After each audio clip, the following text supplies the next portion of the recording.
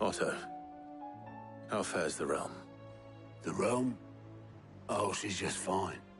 As long as you look past the fat storms out mother crystals and her skies are a roiling cesspit.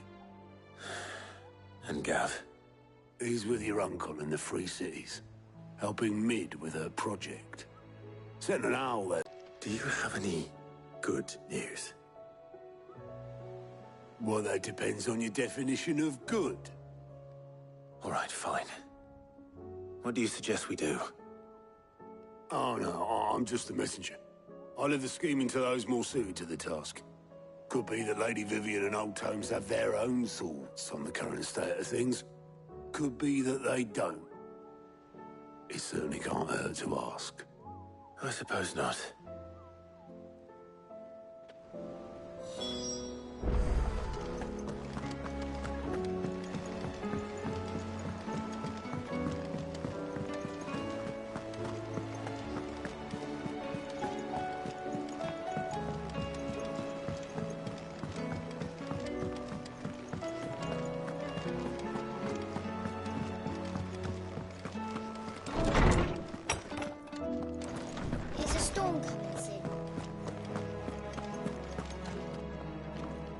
Let me guess.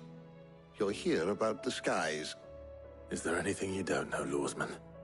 It doesn't take a court astrologer to augur the obvious. As for what has disturbed the heavens, that, I believe, is a question the Fallen might be better placed to answer than I. And on the 6th day did the gods tear the sun from the firmament, visiting darkness upon their prideful sons and daughters. But I dare say you remember your childhood lessons on the sins of Zemeckis only too well. You think they're connected? That Ultima was one of the gods responsible?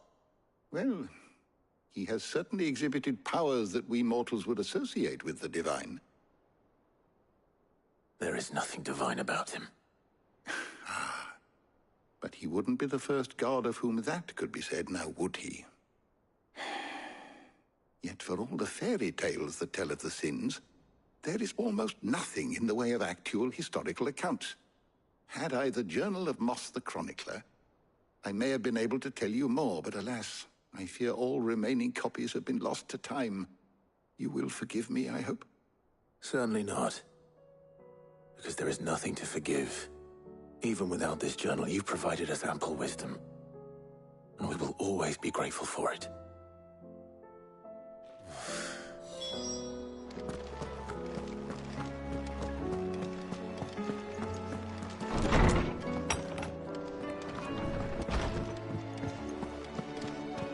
Seems the hideaway is lost.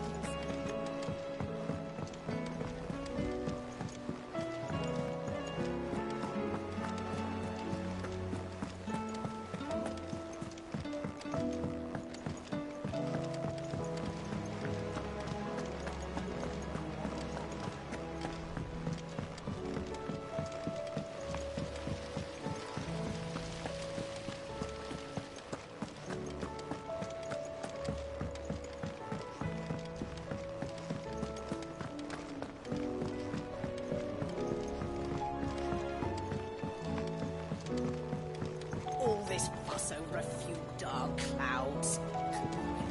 People in here have never seen a storm before. That leather loosener was only the first of the discoveries the Alembic gonna help us make. Just you wait, Sid. Just you wait!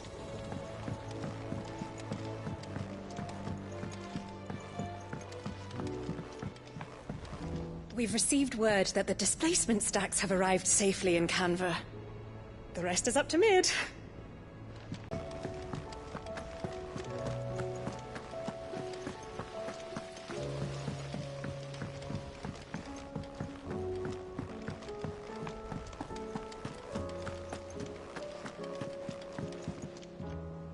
How is it that every one of your little excursions presages some inexplicable catastrophe? Not that you are to blame for the Dominion's fate. No one could have predicted the actions of the Crown Prince. I'm sorry I couldn't save your home. My countrymen are stronger than you think. A few toppled clock towers won't break their spirits. They'll be back on their feet in no time. I hope so. Look at us. Bluer than a pair of bog crabs. Tempting though it may be, sulking will not help us find a solution to this mess. Found. I don't know. But I am certain we're more likely to find it if we first examine the facts.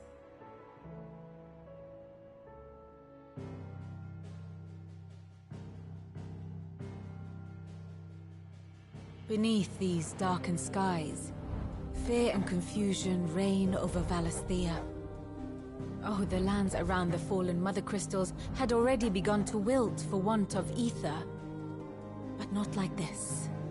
Crystals that filled wells and fueled furnaces, now nothing but pretty shards of rock. And those that hang from the people's necks cast nary a glimmer of light to keep the dark at bay.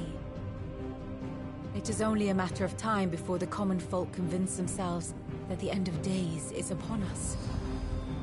Yet I fear a swift end is more than we can hope for. While most of the world thirsts for ether, the remainder drowns in it, spawning Akashic in droves. And amidst the hordes of mindless beasts, with magics as like to fail as function, even the strongest nation would falter. Rosaria and the Iron Kingdom teeter on the brink of collapse, while the tragedy in Twinside has all but paralyzed the Holy Empire. Dhalmekia fares little better.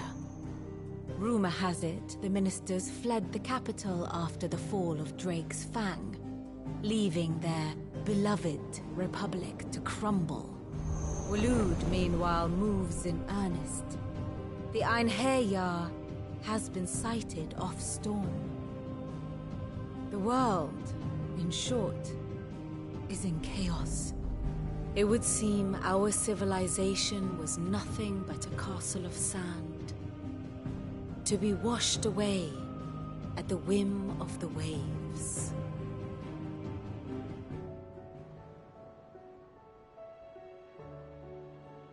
A castle of sand. Not my best flourish, but it seemed fitting.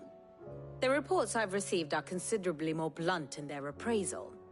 Without the protection of their nations, it will fall to the people to defend themselves against those who would take what is theirs. Which is only ever going to end one way. Defending a farmhouse against a band of chocobo thieves is one thing, but pitchforks and palisades will do little to stall an army's advance. Should the King of Waloed deign to invade, there would be none to stop him. None but us. Perhaps Otto will be more inclined to share his thoughts when he hears what the others had to say. Clive, we have a problem. Only one. That would be a first. It would. Actually, there are three. We had as many owls arrive while you were at the shelves. Martha's got Akashic out her gates, and talk of monsters roaming the hills outside of Northreach has put the wind up Isabel and her lot. And don't forget Dalimil. Lubor says the village was raided by bandits. When it rains... It fucking pours. The curse breakers are spread thin, taking stock of the damage in the Dominion. And even if I could get word to all of them, I doubt they get here in time to make any real difference. Which means there's only two people who can. Jill and I. Let them know we're on our way.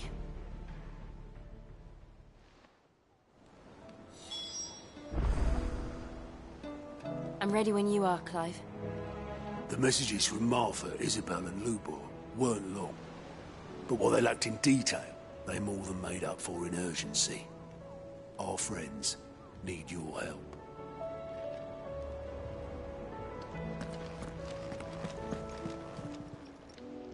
Fancy a look at the list, do you? Quick look.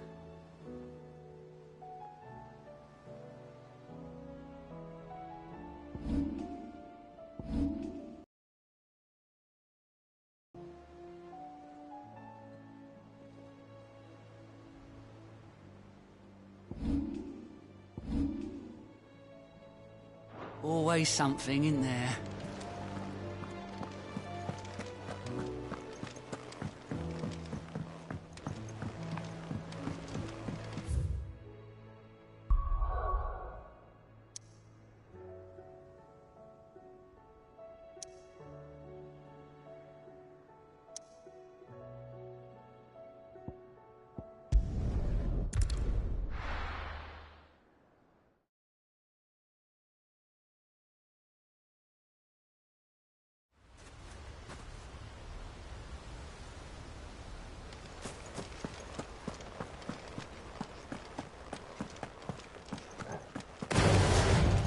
Damn bandits.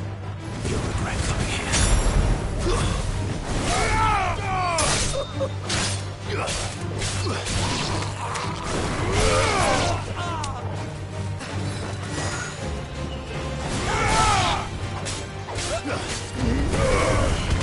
finished.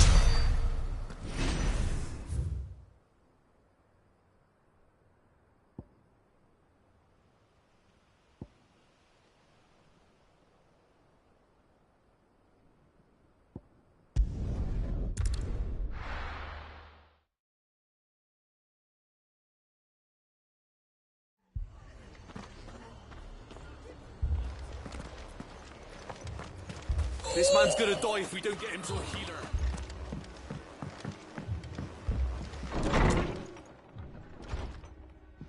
Martha, it's good to see you. And you, Clive. Jill? Otto said you'd been attacked by Akashic. What exactly happened here? Those skies are what happened. Not long after they fell dark, we had our first visit. There were hundreds of them. Tried to storm the hill. Only a handful made it up here, but that was more than enough. The rest are still down there now. And while we have a few willing fighters holding them back, they're sorely outnumbered. What do you think, Clive? That we join the fight? I thought you'd never offer. Now, where I need you is the Fallen Gate. That's where the fighting is fiercest. Let the men know you come to help. Something tells me they'll be pleased to see you. We're on our way.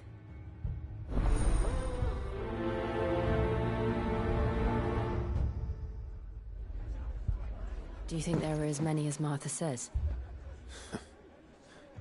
More. If they ain't clawing at the gates, they're climbing up the cliffs near the lift. The lads are doing what they can to keep them out.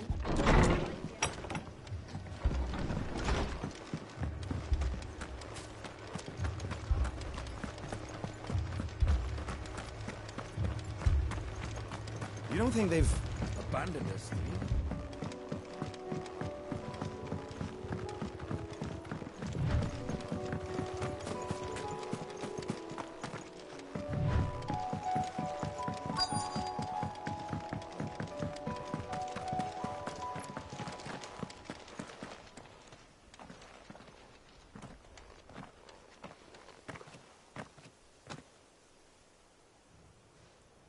Clive, wounded. We deal with the Akashic first.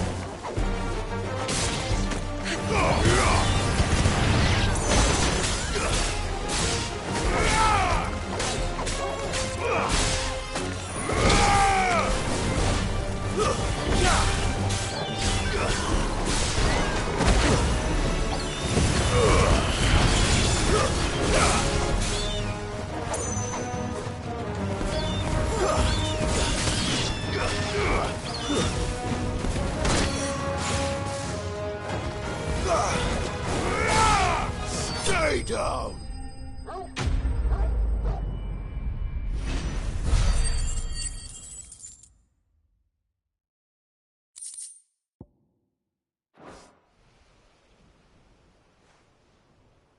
These men don't have the look of hired swords.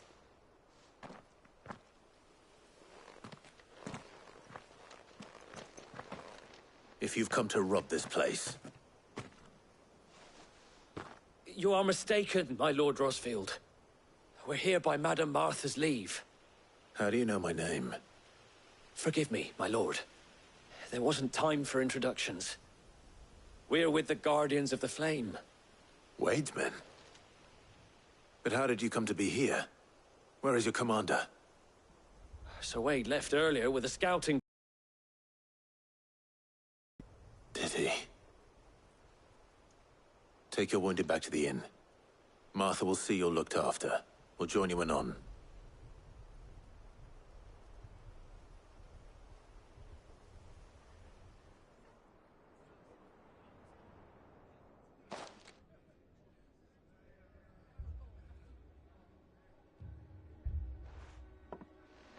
And to think you took them for thieves. A fine reward for holding off the horde, that is. When did Wade and his men arrive? Not long after Rosalith fell. The Guardians asked me to shelter some of them that had lost their homes. They were making ready to leave just as the skies turned, and we agreed it was best we stuck together. Martha! Trouble! The scouting party's almost at the lift, but they got a pack of Akashics snapping at their heels! And they got wounded with them! They're not gonna make it! Damn it all. We'll worry about them, Martha. You look after everyone here. If any can still fight, send them to the lift. I will. You two be safe now.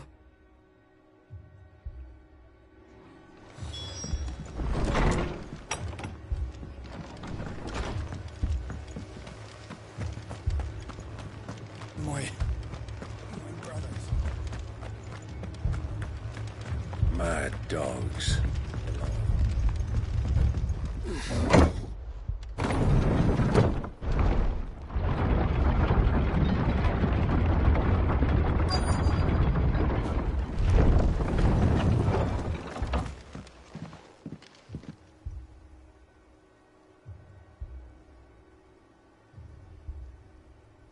Squire, I need you to get those who can still walk up the lift to Martha's. But what about... I didn't ask, Oscar. Sir. Sir Wade. Lord Rosfield. If you aren't a sight for sore eyes. Martha seemed to think you might need some help. And by the looks of it... We thought we could sneak by them. But we didn't know there would be so many. How could we have? Behind you!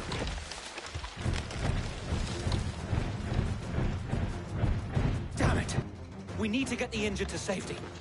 Do you think we can hold them off? We can certainly try. Are you with us, Sir Wade? Always. Then let's do our duty.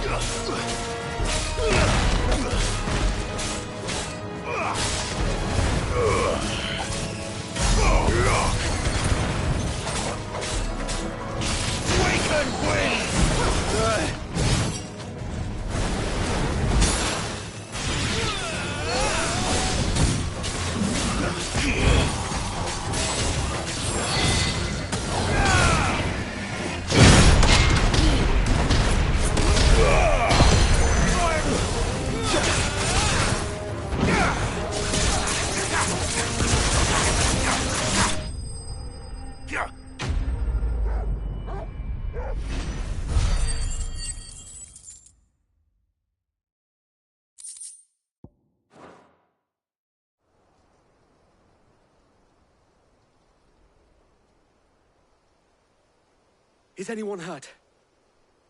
I don't think so. And yet again, you've pulled me from the flames. It's just a pity I keep walking into them. You've never been one to shy away from danger, Sir Wade. Like any shield worthy of the name. I see you're all in one piece. Martha! Is something wrong? The lookout saw smoke coming from down Eastpool way. Too thick to be a hearth. A second horde. Feel like finishing the job? Always. Jill and I will make for Eastpool. You'll need to move the injured without us. Don't you worry about them. The moment my men are safe, I'll follow. Good luck.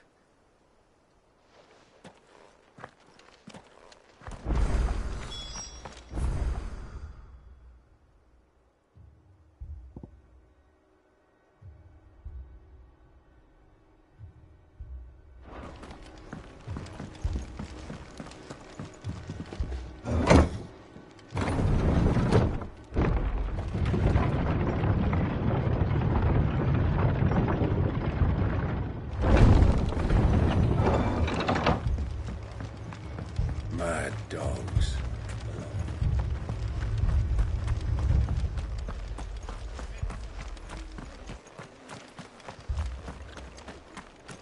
This man's gonna die if we don't get him to a healer. The Akashic attacked us out of the blue. And there's no telling when they might be back. You'd best keep that sword handy, Sid.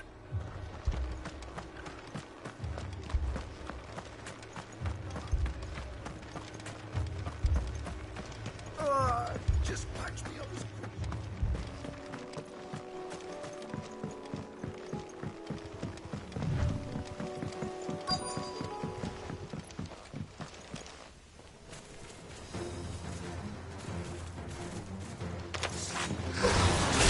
They're headed for the rest.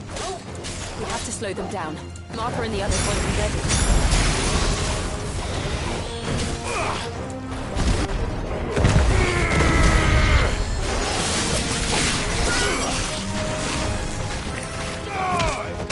It's over.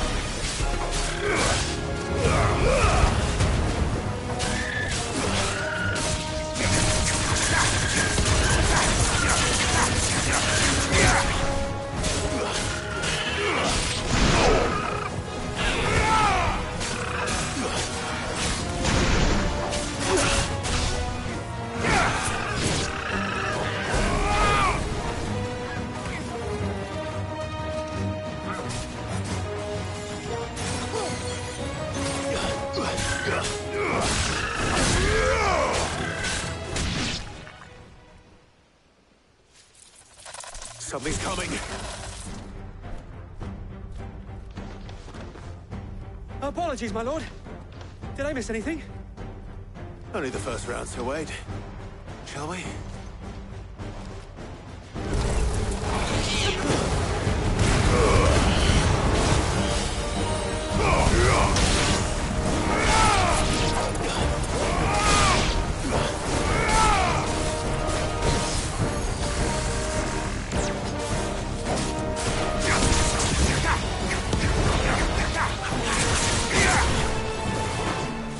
Titan! Too slow.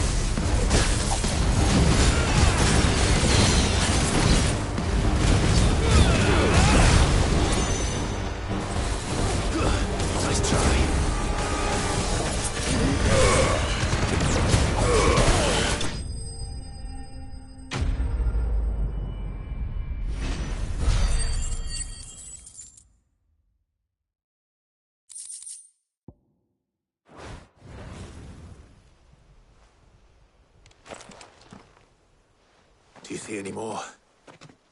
No. I think that was the last of them. But it won't be long before the next lot arrive.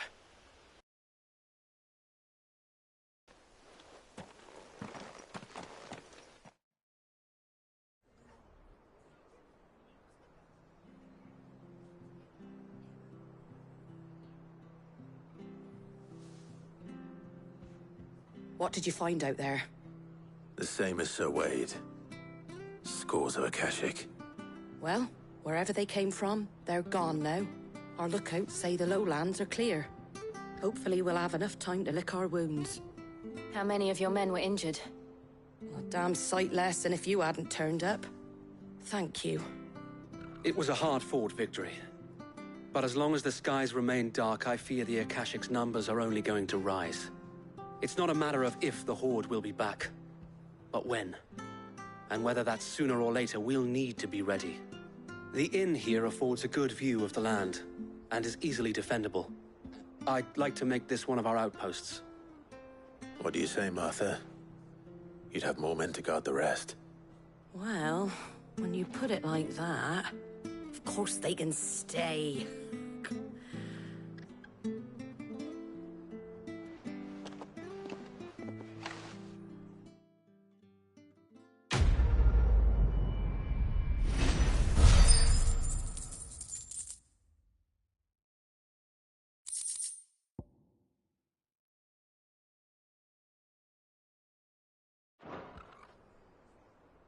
My lord, there's someone I'd like you to meet. Oscar, over here.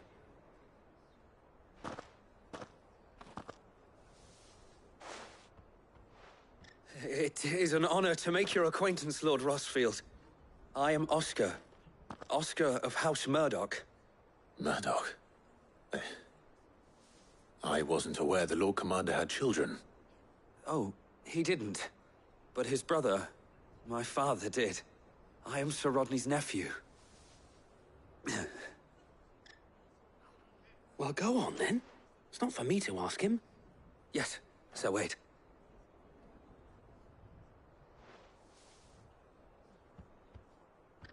If it please you, my Lord Marquis, might you take me as your squire? I would learn the duties of a shield from the finest. I'm sorry to disappoint you, Oscar, but I'm a shield no longer. Nor was I ever the finest. And spending time in the company of an outlaw hardly seems a fitting education for one aspiring to take his oaths. My Aunt Hannah once told me that a man is not defined by his title, but what he does in its name. You have accomplished much since taking on the mantle of Cid, winning no little honor in so doing. And I would sooner serve under an honorable outlaw than an unworthy shield. Not that Sir Wade and the other Guardians are... I mean to say that, they're... It's all right. We know what you mean.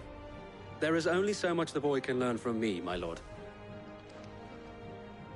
But a squire... Would that really be so bad? You were a squire once. And I'm certain Sir Rodney would approve.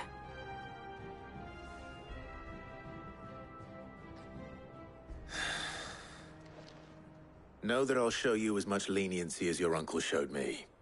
I would not have it any other way.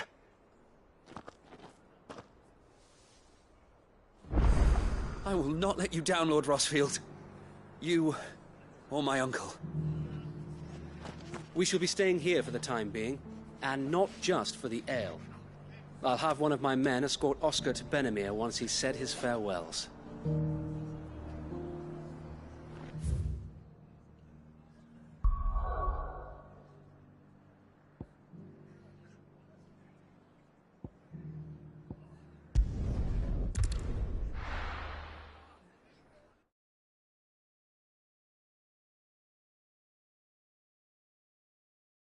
First we find Isabel.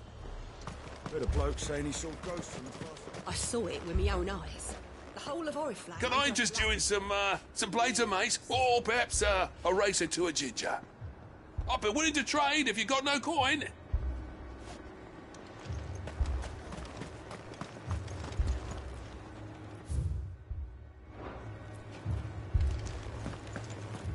If there are ghosts in the Royal Meadows, then why isn't a garrison dealing with them?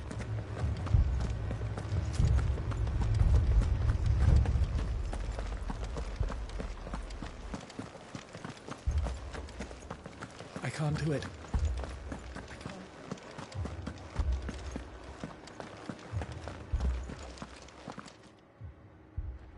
My lord. Milady. We received the Dame's message. There have been sightings of strange creatures, I understand. With the blue eyes. Yes. Like a Kashik, but different. They've taken so many. I've lost count. Akashic, but different.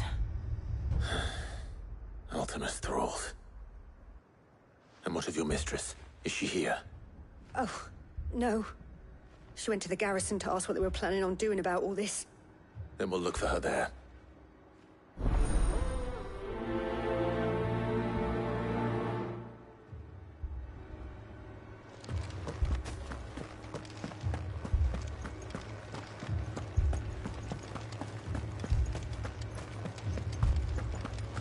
We could leave.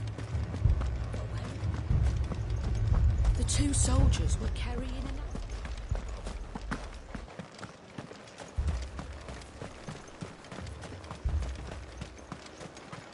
Madame, please! Half the garrison's been slaughtered by those things. We lost the captain this very morning. We've tried requesting reinforcements, but there's been no word from the capital or the Dominion in days! What more would you have us do? I would have you do your duty. Those at the Vale look to me for protection. And protect them I shall. Because they are my charges, and that is my duty. In case you have forgotten, the people of this town are your charges. But more than that, they are your people. Your sisters, your brothers, your lovers. So you have a choice. Lay down your sword and watch as they are slaughtered, or take it up and do what is right. She speaks the truth, you know. This here, it's all we have. It's all that's left. What we have left is our lives! Do you really want us to lose them as well? Not if we don't have to. Look, there's a cask under the captain's bunk. Let's talk about this over a drink, eh? I'm listening. I'll have a word with him.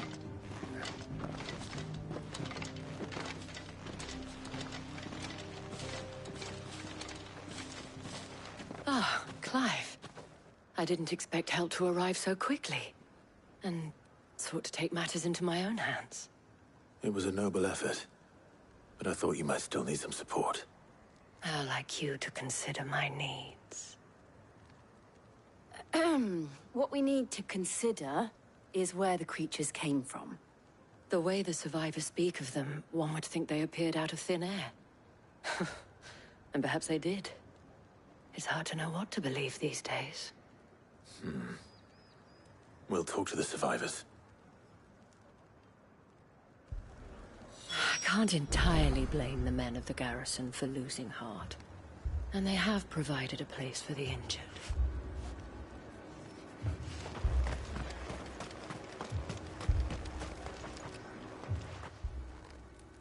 You're a pikeman, yes?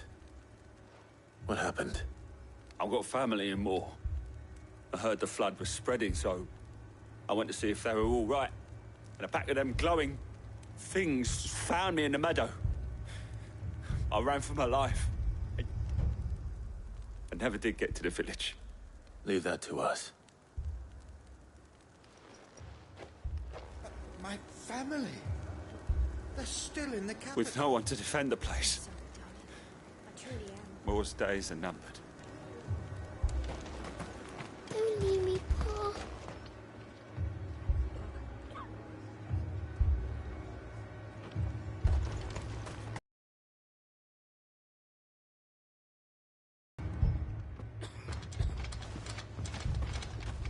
Did you see the creatures that attacked you? Creatures? Yeah, They came out of nowhere. They went for Joseph first, then me, and then they were just gone. Do you remember where you were? On the road from Oriflamme. And we just passed more when... Where's my Joseph? It's all right. Just rest now. At least we have an idea of where the thralls might be now. We should head for more. I thought everything would be all right once we left the capital. But nowhere's safe anymore. Is it?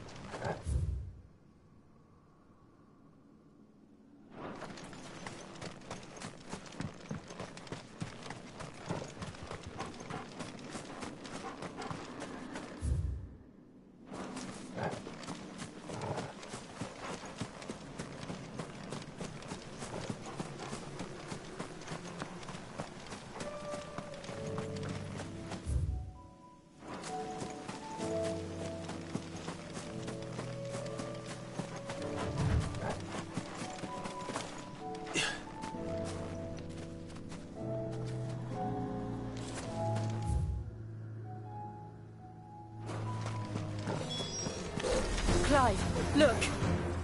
I see them. With me!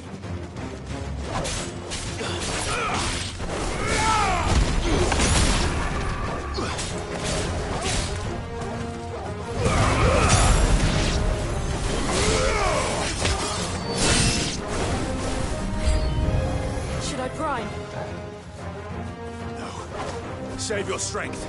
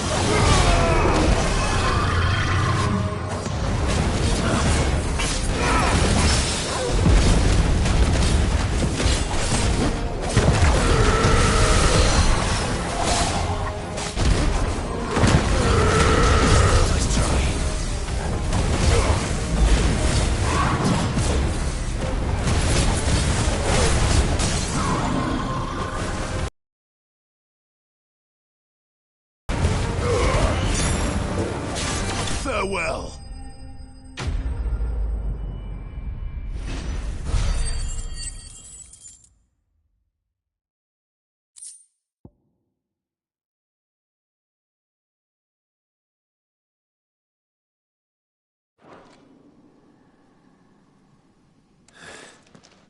Do you think there are more? There are always more.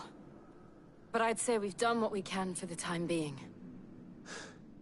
Then we should let Isabel know.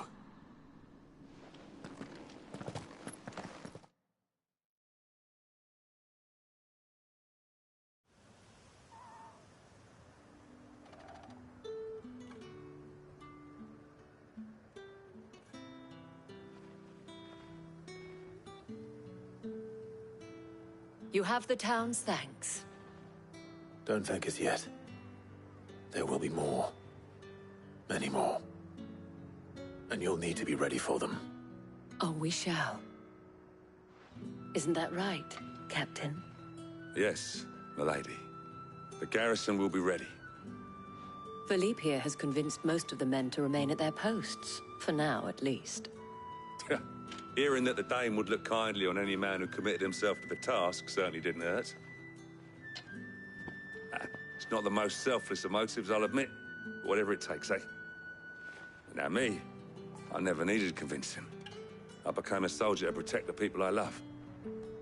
And the people I love include the one standing before me. Handsome and chivalrous. Now, if you don't mind, I have sentries to post. Milady.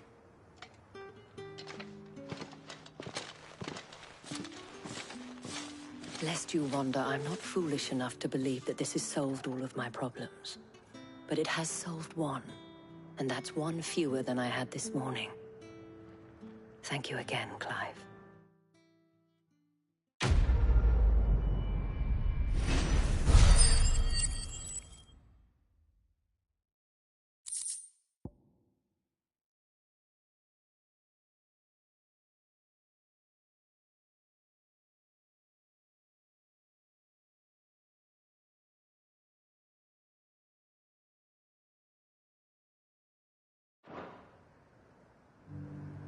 Philippe will make a good captain. He reminds me a little of you, Clive, but without all the mocks and mows.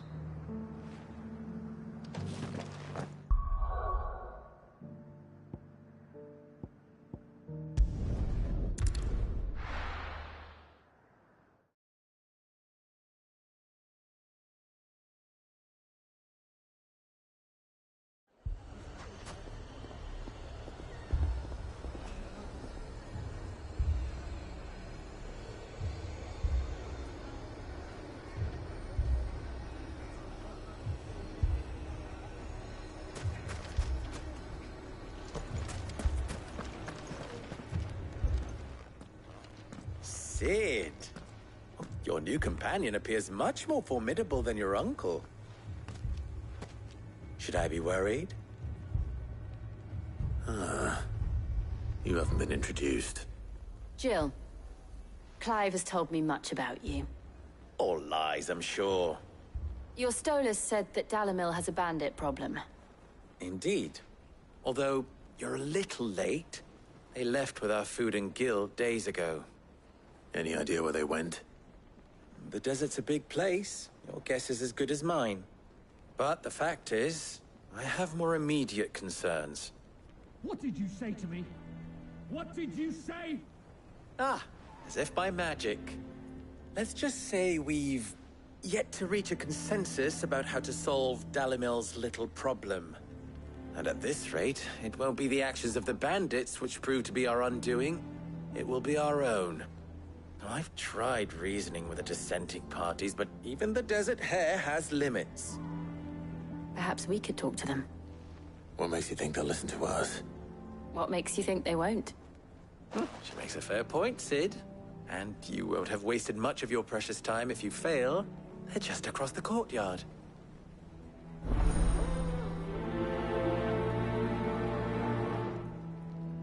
Suppose we just follow the shouting. They're both as stubborn as the lover's pox, and every bit as irritating.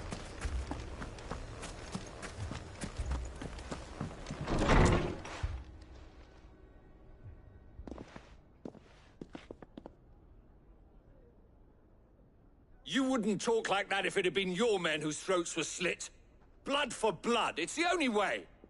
We hire mercenaries and have them mount the bandits' heads on our walls as a lesson to the rest. And what happens when those mercenaries are slaughtered like your men? Are you going to hire more? We're better off using that coin to buy food and supplies. If we hire mercenaries, the only thing we're buying is the bandit's ire. And you cannot fill empty bellies with that. Do you hear me? But what happens when they come back? Maybe it'll be your throat that's slit. That's enough. Both of you. Any more of this and I'll throw you out myself. Come back when you're ready to talk like adults.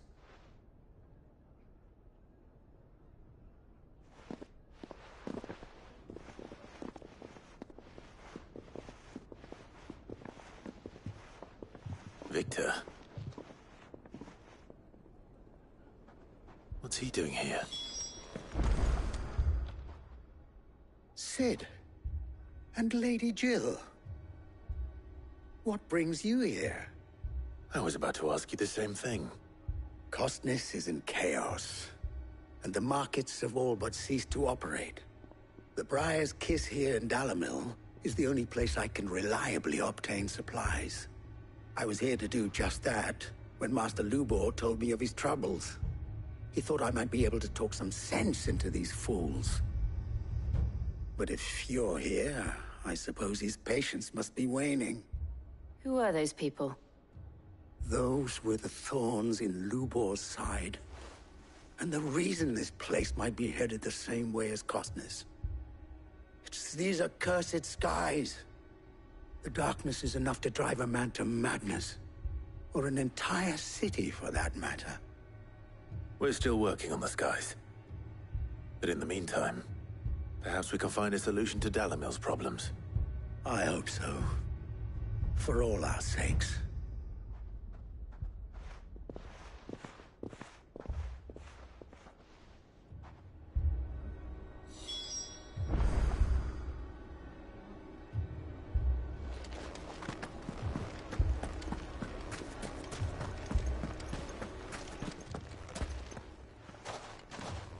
So, you see my predicament? What I saw was a room full of people who were angry and afraid. And with good reason by the sound of it. But if left to smolder, that anger and fear could set the entire town alight. My thoughts exactly. What to do? Both sides wish to protect their homes and livelihoods, if only they could agree on how. But as long as they are divided, we are vulnerable. And if there's one thing bandits like, it's an easy target. What would Sid the Outlaw suggest? Well, if it were my namesake, he'd let them choose for themselves, and be on hand to pick up the pieces when it all went wrong. That sounds like a recipe for disaster. A recipe for disaster is precisely what it is. But perhaps that realization would be enough to make them question the ingredients. While it's plain neither Conrad nor Natalie will countenance the other's proposal, it may still be possible to make them doubt their own. Before presenting them with a third option. And that would be? To pool our resources and save the city ourselves. Why fight each other? When all that fear and anger can be directed at the bandits. It appears we have a plan of action. Victor, pay Conrad a visit. See if you can't convince him of his folly. I'll speak with Natalie. As you wish. Your faces are not well known in this town. That may prove useful. Don't worry, Victor and I will do most of the talking. You need only play along. Play along? What he means to say is yes.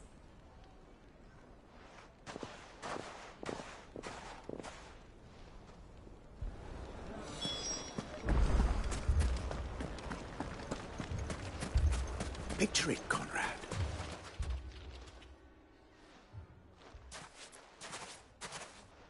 Ah, here she is. The Lady of the Spear herself. Conrad, may I introduce you to Jane, commander of the Red Wings, the oldest mercenary guild in the Free Cities. A pleasure, my lady. The pleasure is all mine. As I told you, I summoned the commander here from Canver to inquire about a contract. Victor says you told him no. That there aren't any men left to hire. Is that true? True as the crystals cracked. Nobles came and claimed every last one worth his salt. And not just from us Red Wings. You know of the 7 high houses. There must be 2 swords assigned each one. Granted, we have a few boys left. If it's boys you're looking for. Are you saying that Dalimil's finest cannot defend this town better than a gaggle of unblooded striplings? That a band of beardless youths could better avenge the deaths of your brave men than you yourselves? Absolutely not. We'll show those bastards who they're dealing with.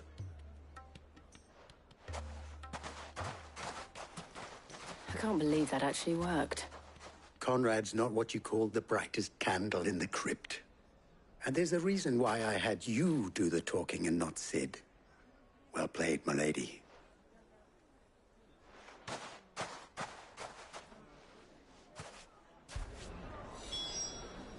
Then let us band together and show these brutes that Dalimil is not...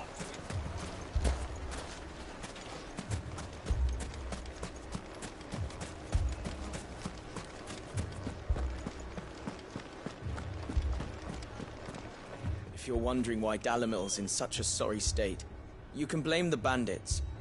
Them and the mercenaries who are guarding the gates. Though I can hardly fault them for running. Fighting would have meant death. Sure. If I had my pickaxe, I would have... I mean, it may still be possible to buy something, and we may yet be allowed Never to poke keep a it. hornet's nest, they say. Yes, but... Conrad's going to get us all killed. I agree with Natalie. We mustn't do anything to provoke them. Here he is now. Natalie, allow me to introduce Lord Underhill of Randalar's prestigious League of Merchants. Lord Underhill. At your service. Underhill?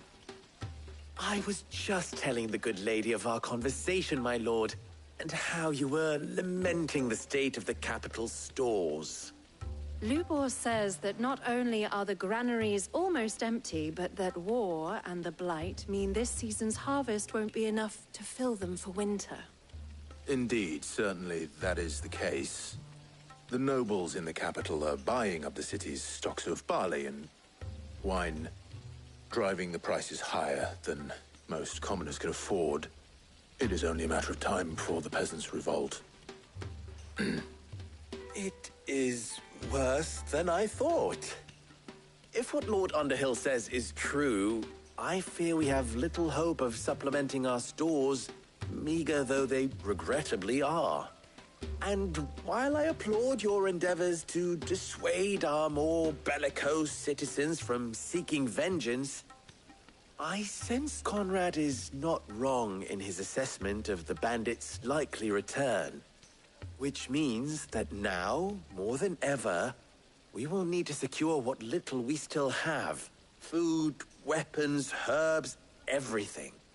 If our humble town is to endure not only this hardship, but those that are certain to follow, we must stand united. All right. If it will help to protect my home, I'll do it. But you needn't have gone through this charade.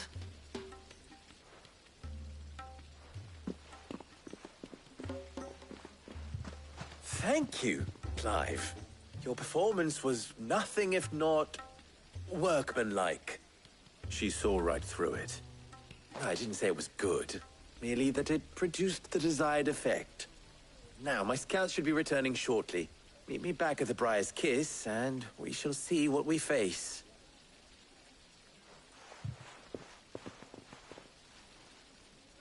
I'm not convinced our roles in this ruse were entirely necessary. I don't know. Conrad seemed quite taken with you. I would not see any unnecessary blood There's truly no spilt. chance for us to restock We our need a supplies. plan. That's it then. We shall have to do this the hard way.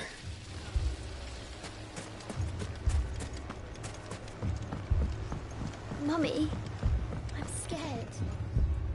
What if the bad men come back? Oh, I'm ruined. Good news, Sid. Both Conrad and Natalie have somewhat gracefully accepted their new roles. With time, they may even learn to. Time no longer appears to be the luxury it was before lunch. I take it your scouts found the bandits. Technically, it would be the bandits who found my scouts. It appears they march for Dalimil as we speak. All of them. You're not serious. They don't just want food, they want the whole damn town.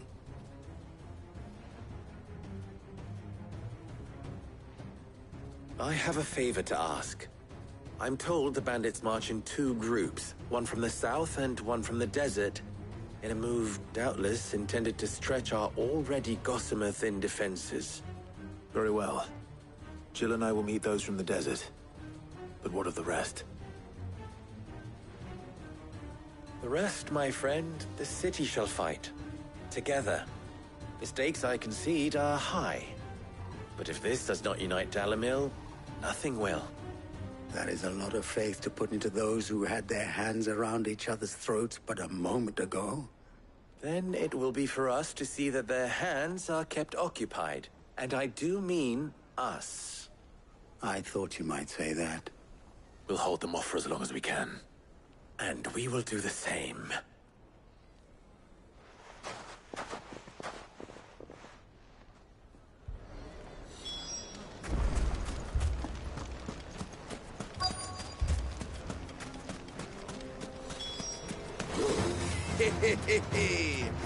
The women folk have come to welcome us. I'll take that one. He's all yours.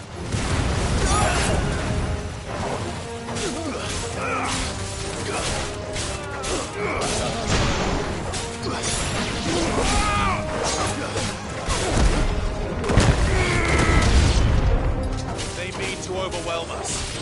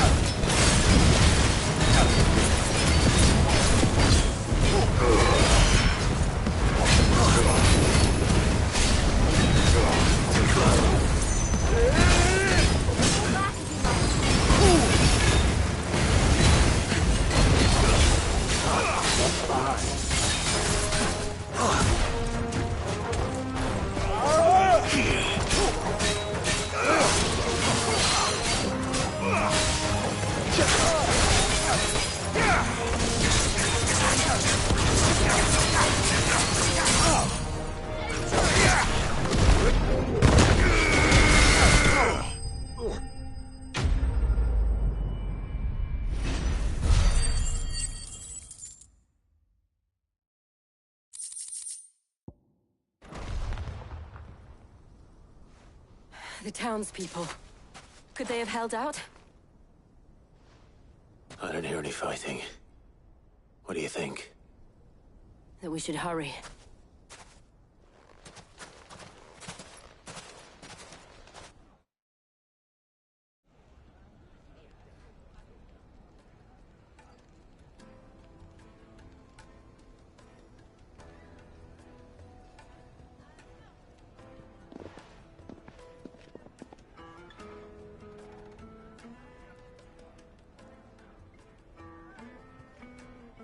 Natalie, I owe you an apology.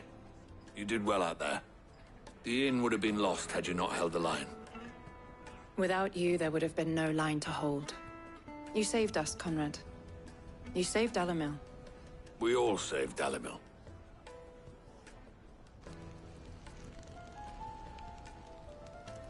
Conrad seems to have had a change of heart. I'd say they both have. I take it from your presence that our visitors from the desert won't be joining us either. Pity.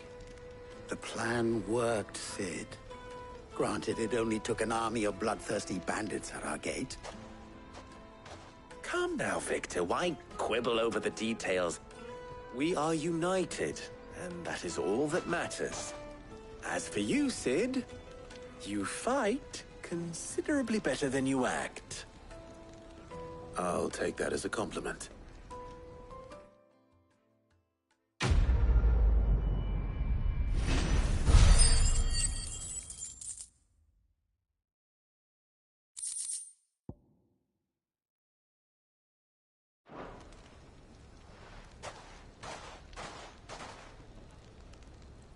Our friends seem to have things under control. For now, at least. Let's go and put Otto's mind at rest.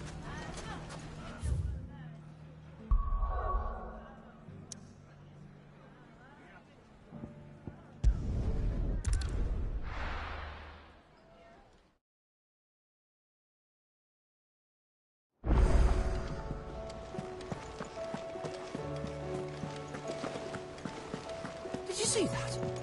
Tell me you saw that.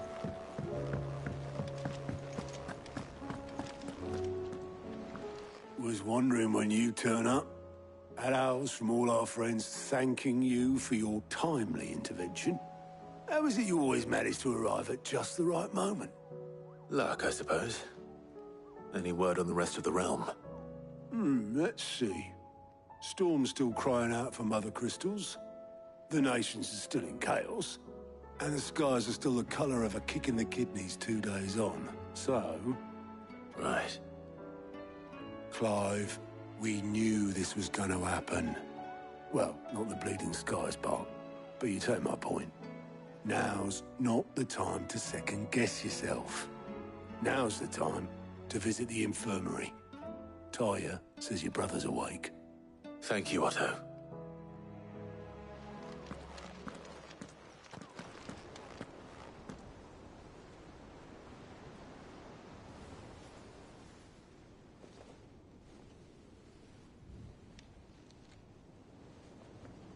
So it was not Sylvester, but Olivier who served as Ultima's puppet.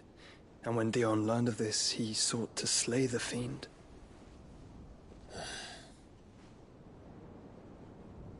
Only for his father to take the spear that would have freed him. Enough to drive a man to madness. Small wonder he hasn't stirred. I would be afraid to wake. Had I but reached out to him sooner, warned him of the threat Ultima posed. But now, both an empire and her prince lie broken. Joshua, what do you know of Ultima?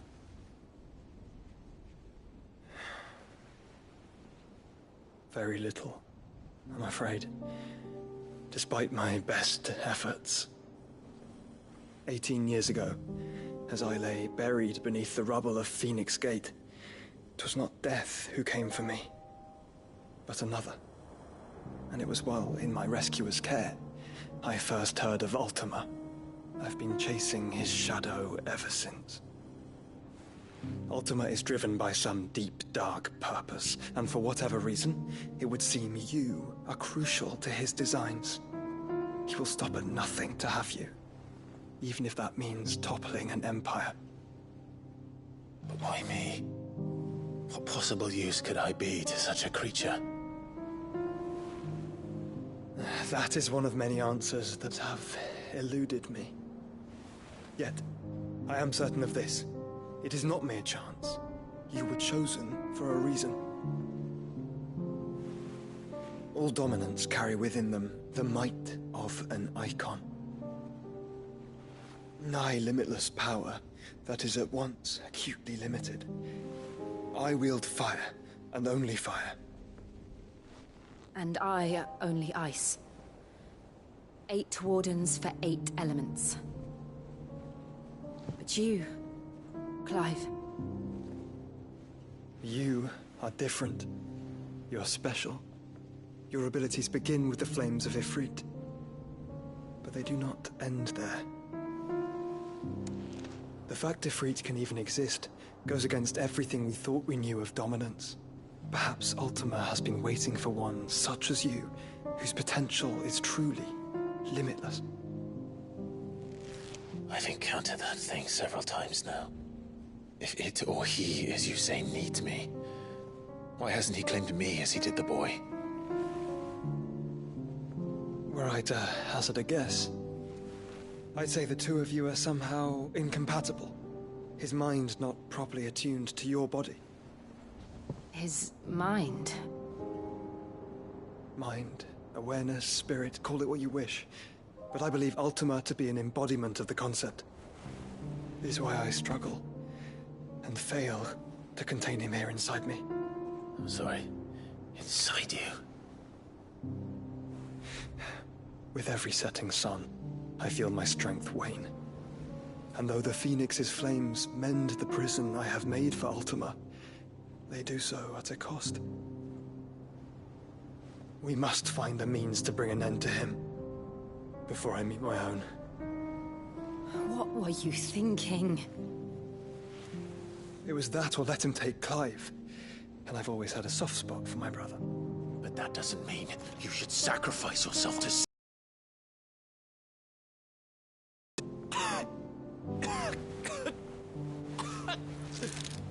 Joshua! Clive! It's Gav! There's an army of Akashic at the gates of Canver.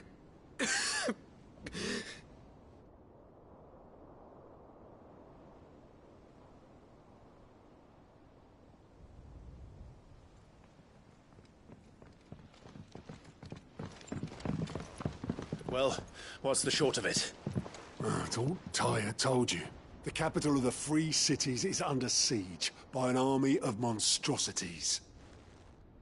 The City Guard are doing their best to stem the tide, but numbers ain't on their side. What of Lord Byron and Mid? Were they able to escape? No, but they're all right for now. They're hiding with Gav at midship. We have to get them out of there. And we shall. Otto, prepare a Stolas. Tell Gav to stay exactly where he is. Understood. Vivian, what's the swiftest route to the Free Cities? That sounds like a question for the map. Look here. This road, through Tabor, should provide the least trouble. Good. What a coincidence.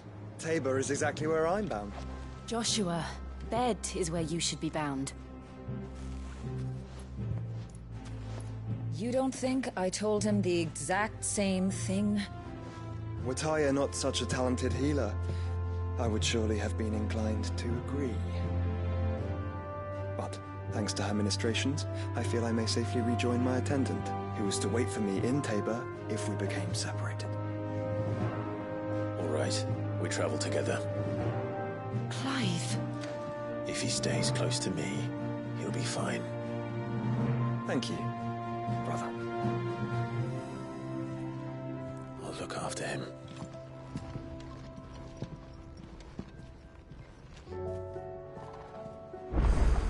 My attendant was with me in the Dominion before I primed.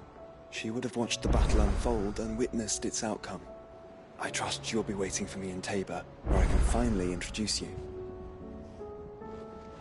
You know how I feel about this, but your brother's stubbornness knows no bounds. I'm starting to think it runs in the family.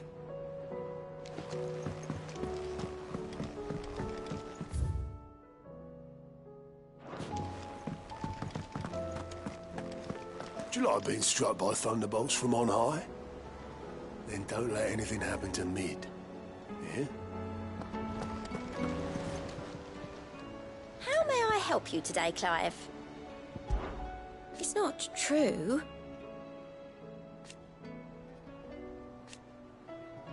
We've lost so much already.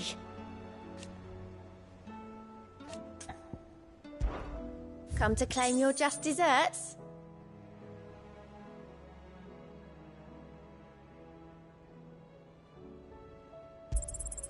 All yours.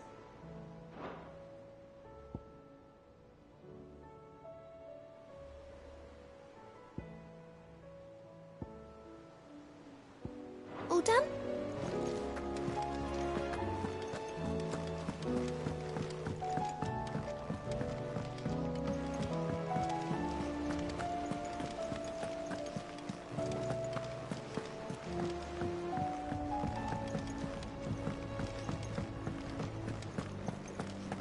Seems the hideaway.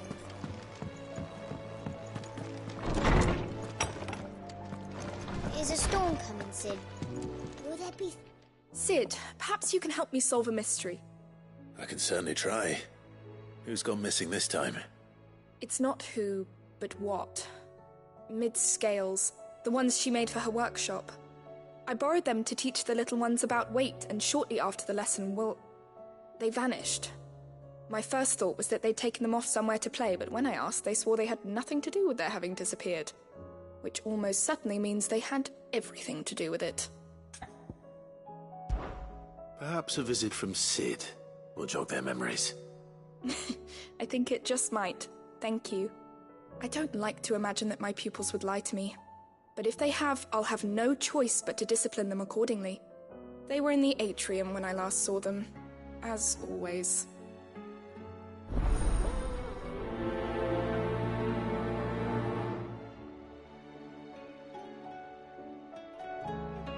My biggest worry is that the children have somehow damaged the scales, but are wary of asking for help because they think they'll be punished.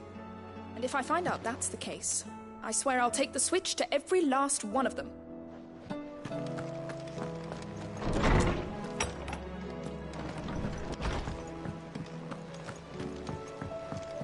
Oh, that blasted book. Here, you put me in this situation, Clive. You can bloody well get me out of it. I need a hand with a recipe. Are you sure it's me you're looking for? I'm not much of a cook. I'm all the cook will be needing, thank you very much. What I want from you is a little of your time, right? Oh, and perhaps your sword. You remember Ivan's stew, right?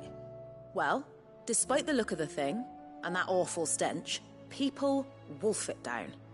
So I thought I'd try making one of these supposed masterpieces myself. Had a peek at the book and gave it a go, but, well... It wasn't as straightforward as you'd hoped. Ivan had the same problem. Yeah, but this is my blimmin' kitchen, and I will not be outdone. So if you don't want to be seen as playing favourites, I suggest you lend me a hand. I've never been one to play favourites, Molly. And I would be only too happy to lend you a hand. So, what's on the menu this time? A fried mortress of skyworm. That's one heck of a name, innit? Recipe seemed easy enough to an old hand like myself. Thought I'd followed it to a T. Only, turns out skyworm livers and drake's mint are not what I thought they were. At least I hope they're not, given the rancid mess they made. Ivan said the recipes in the culinary pilgrimage date back centuries. Who's to say the ingredients even exist anymore? Wow. That's a question for a scholar, wouldn't you say? Perhaps you know of one? Kindly old fella who haunts the shelves, maybe? Fine. I'll go and speak to Harpocrates. Perhaps he'll know something. And if he does, I'll see if I can find your ingredients for you. You do that. Lest we forget, you've got a reputation to uphold.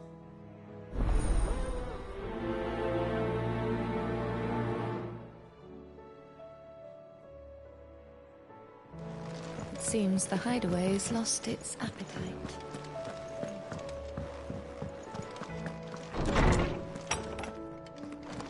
Is a storm coming soon? Lawsman Harpocrates. I've come to pick your brain if you don't mind. It's about the book you lent Ivan. Ah, Valisthea, A Culinary Pilgrimage, a classic. One of my favorites, in fact. The young man did a wonderful job with the Chance's stew. I do hope we shall be able to sample more such marvels in due course. That's actually why I'm here. I don't suppose you know where I might find skyworm livers and drake's mint. Ah, so the fabled Sanbriquois delicacy is next on the menu. Delightful. The descriptions of fried mortress never fail to make my mouth water. Now, skyworm is a somewhat antiquated name for the wyvern, their ground livers being the paste from which the mortress is made. Dragon livers. How very Sanbriquois. One would have thought the disciples of Bahamut would have a touch more reverence for their icon's brethren, but apparently not. I believe the specific dragon the recipe demands is the blueback wyvern, said to be the very color of the sea beside which it resides. So we know where to look for our liver. But what about the drake's mint? Saint's bonnet in contemporary parlance, a herb which grows along the North Reach coast. I gather that one can locate the cheerful yellow flowers by their heady scent alone, so I'm sure you'll have no trouble finding them. I may add that people once believed game was best served with the flora that sustained it in life, in which regard fried mortress of skyworm is undoubtedly a typical dish of the time. Meaning that if I find one, I find the other. To Northreach, then. Best of luck, Clive. And do save me a bite once the dish is complete.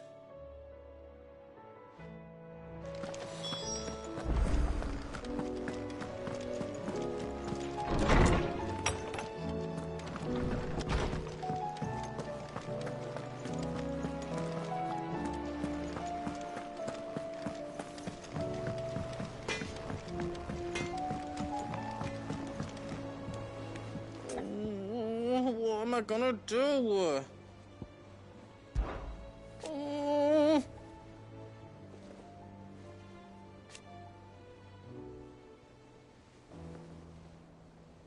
But no more.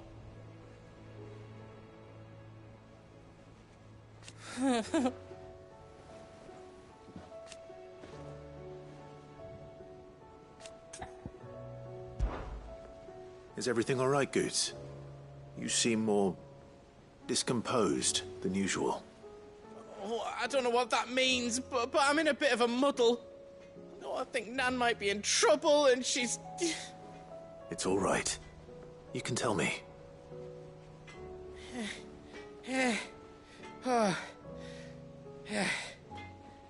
There was a trader came by. One of our usuals, like. Said he'd heard some rotten rumours about her down Dalimil Way. Folk are saying she's been selling to bandits and cutthroats and that. I mean, she's fond of a chance to make a coin or two, aye, but she'd never do business with baddies. Especially not the kind who go hurting people who haven't done out. I wanted to ask her about it myself, but I'm scared she'll give us a tongue lashing. She'd never give your tongue a lashing, though, would she? Don't worry. I'll speak to her. Oh, thanks, Clive. You'll let me know what she says, won't you? Of course. I'm sure it's all just a misunderstanding.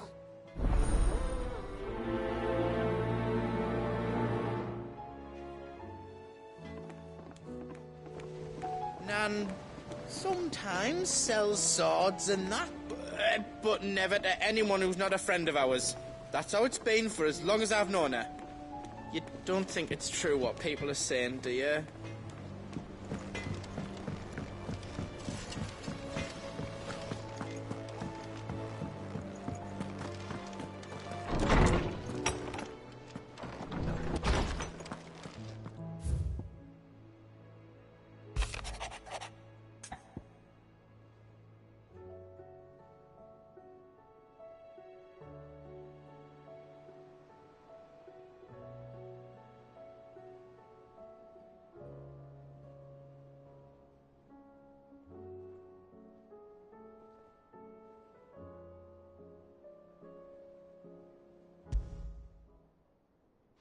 Rutherford. Wasn't that the name of my uncle's manservant? Why would he be at Martha's Rest?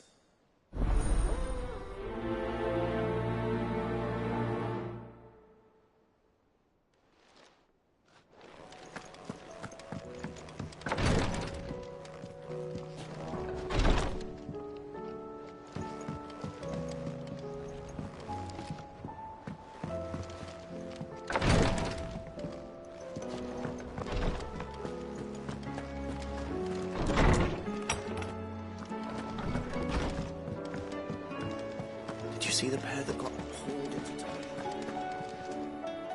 Lady Karen. How's business? Not nearly as foul as the weather. You're doing good trade, then? Both in and out of the hideaway? Can't complain. Wait. What exactly are you getting at? Not once in 5 long years do you pay my affairs half a care, but here you are today, raking me over the coals like a bloody popoto? Just asking. Out of interest. All right. I'm here because I was told that certain rumors have been circulating. About you selling weapons to brigands.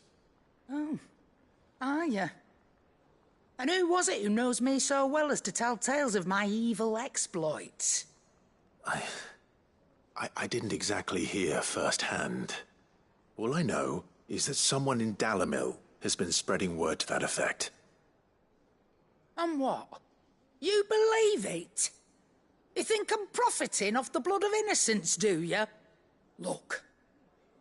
I've done things I'm not proud of. Might be there were a time when I turned a blind eye to the wretchedness of the world so I could line my pocket. But that woman is no more. And you'd know that if you'd ever paid the slightest bit of notice. You're right, Lady Karen. I apologize. It was wrong of me to doubt you. No, it was. Now, I reckon you've got better things to do than pointing your do-gooding finger at a poor old woman. Of course. Good day.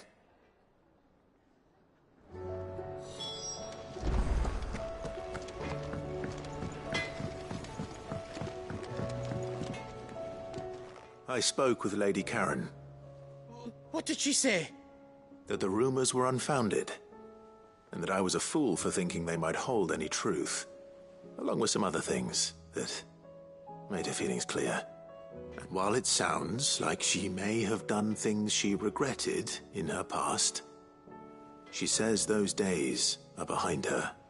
Oh, well, that's good. I knew Nan wasn't caught up in out bad. But why would people say she was? What did she ever do to them? It's not right. No, it's not. But people do things for all sorts of reasons. Perhaps we'll never know. Well, I'm going to find out. That trader, he said they were all talking about her in Dalimil. So that's where I'm going. I'll find someone who'll tell me, you'll see. Are you sure that's wise? Whoever's spreading these rumors means Karen ill. Oh, right. But that's why you'll be coming with me, isn't it, Clive? I suppose it is. I'll find out who's been making up lies about poor Nan, and when I do, I don't know what I'll do, but it won't be pretty.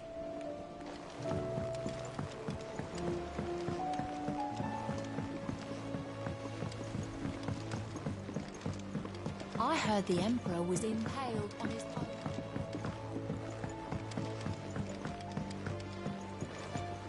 We're all gonna die! You hear me? What do you reckon we should do?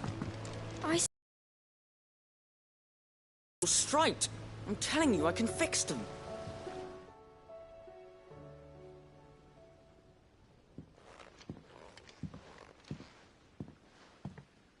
Sid! Hard at your studies, I see. And what is that? It's not a set of scales, is it? No. Of course it isn't. Well, not anymore, it's not. Oh! And just how long hasn't it been one? We're sorry. But we didn't break them. We dismembered them. Just like Miss Mididol showed us. Miss Mididol? And why would she have you dismembering her creations? Because that's the only way to become a ninja-neer. Miss Mididol said, the best way to see how something works is to take it apart and put it back together again. Well then, your work is already half done. Carry on. About that. The taking apart was easy enough, but it's the putting back we can't work out. Speak for yourself. The heavy thing goes at the bottom. Then...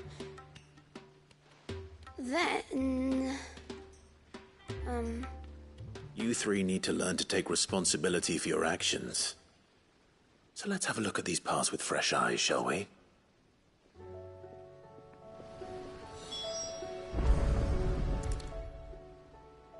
All right.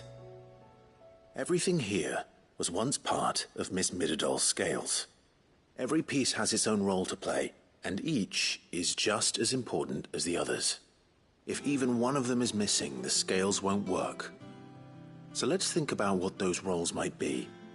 You already know one of the pieces. The body. Its role is to support everything else. But what of the others?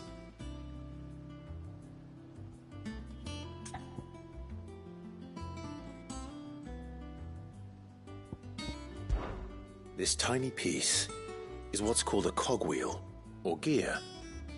Have you ever seen one before? I have. Miss Mididol's dungeon is full of them. Most are on the floor. She puts them in all her inventions. They spin round and round and round and round and... That's right. They're very useful when you want to make things move. Do you remember if there was anything on the scales that moved? I remember the arm moved when I tried weighing an apple. And then somebody ate it. Not my fault. You shouldn't have tried weighing it before lunch. We know what part's supposed to move and how it's supposed to move. So, let's put the pieces together first, see what doesn't move, and then stick the cogwheel to that. Not a bad idea. You see? It's not so difficult.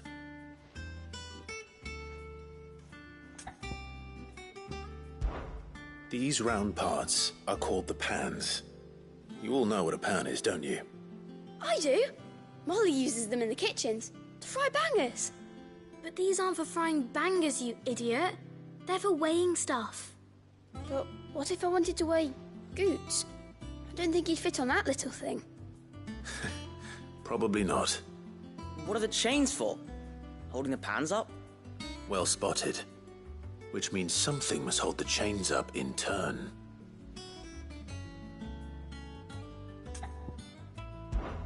This is called the arm. Why do you suppose that is? It doesn't look much like an arm. You're right. It looks more like a wing.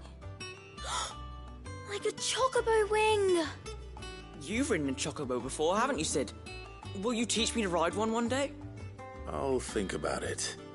Now, what do arms do? Hold things. So wait, maybe this arm holds things too? Good thinking. You're on the right track. So, now that we've taken stock of the parts and learned what they do, what do you think? I think we've got it. Then here's what we'll do. You tell me what goes where, and I'll put the scales together. Well, obviously you need to start with the body. All the other pieces fit onto it, don't they? And the arms go on the body, just like real arms. Or wings, if you're a chocobo. And then the arms hold the pans by the chains. Very good. Let's see if that works. There. All finished.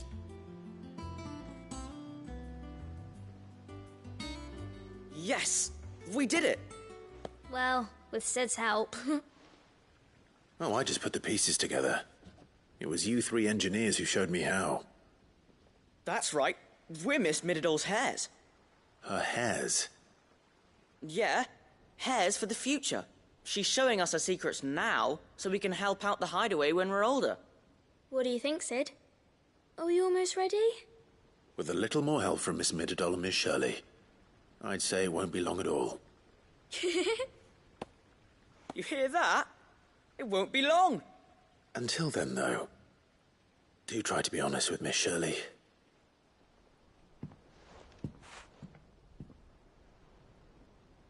Hey, look! We never used the cogwheel. You don't think Sid forgot about it, do you?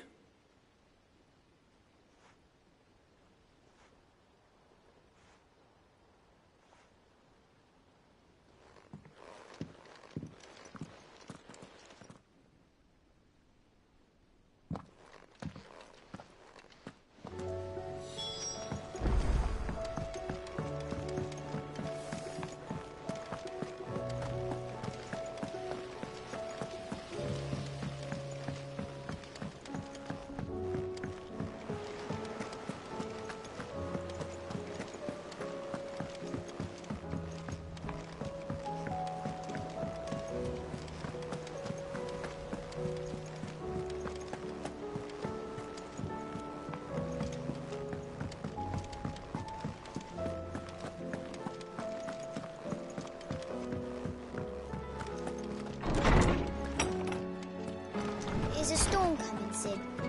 Will there be... Well, did you solve the mystery? It was as you thought. The children had the scales, or the parts of them at least. They dismantled them to see how they worked. Oh, no, Mid will have my head. Thankfully she won't. This might even have been her idea. Although I was the one who ended up teaching the lesson. I'm so sorry, Sid. I know how busy you are. I shall see that the children are properly punished. Please, there's no need. Mid seems to have taken the three of them under her wing. She's even calling them her heirs. She'd have them follow in her footsteps. And her father's. I see. Sid, do you know why Mid has been spending so much time at the Hideaway of late? She told me it was because her studies have been interrupted by events in Canva. Is that not true? No, it isn't.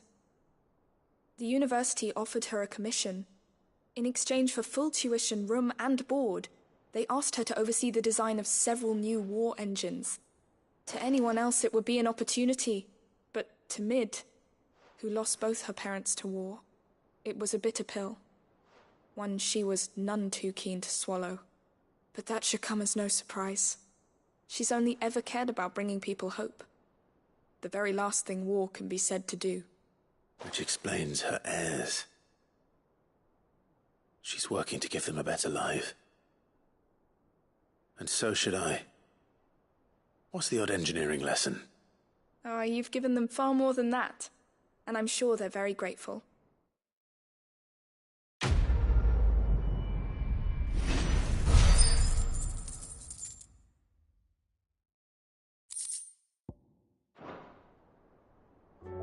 If Mid is teaching my pupils her secrets, I suppose I should brush up on some of them myself.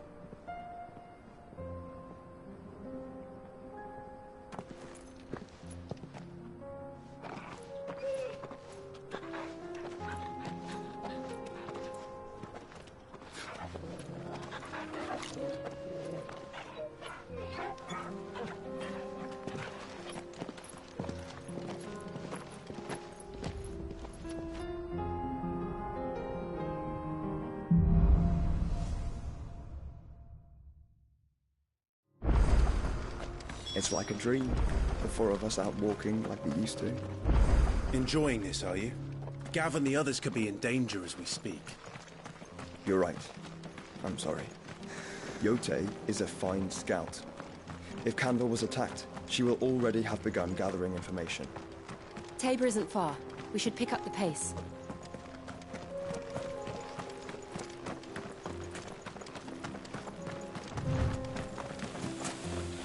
We can use the ruins to cross the ravine.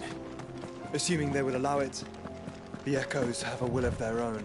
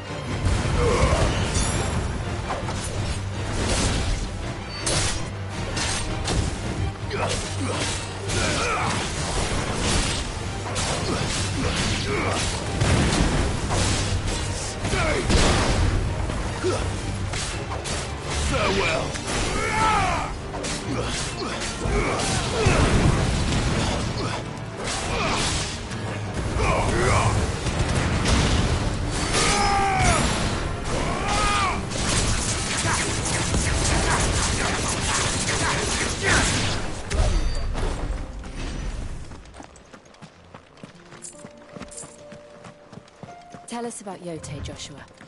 She's strong-willed, loyal, and deadly with a blade. Much like Clive, but with better manners.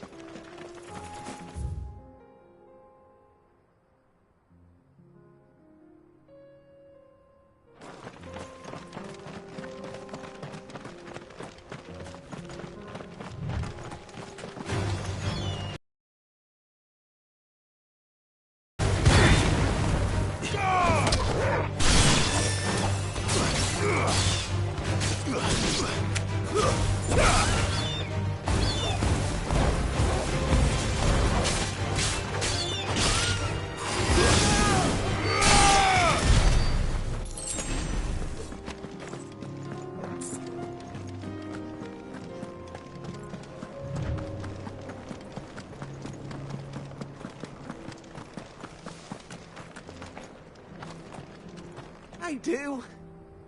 Where are you off to now, then? Bound for the Free Cities, perhaps? Oh, no need to say if you'd rather not. We all have our reasons. Ain't exactly feeling like sharing with strangers myself at the mo. Truth be told, I could do with a bit of inspiration. Don't know which way to turn no more. Was doing a roaring trade back in Oriflamme. Right up until the poor Drake lost her noggin.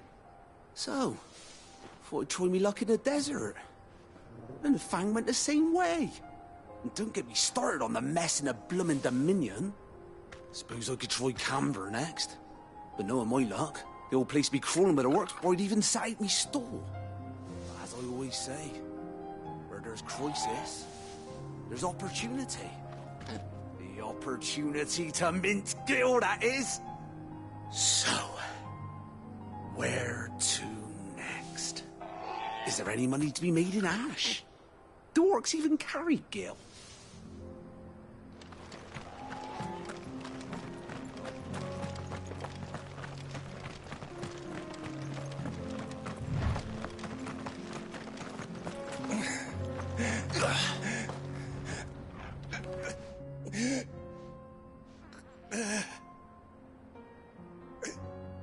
You're injured.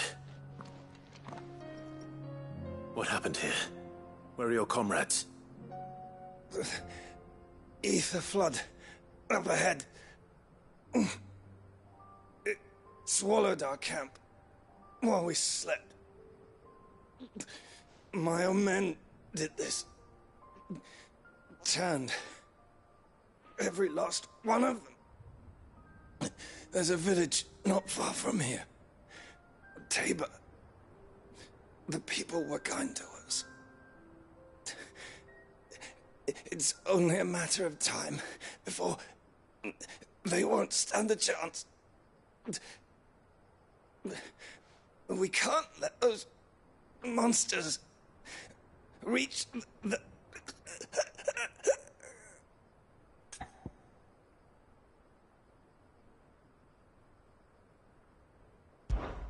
I'll go. You catch your breath. Thank you.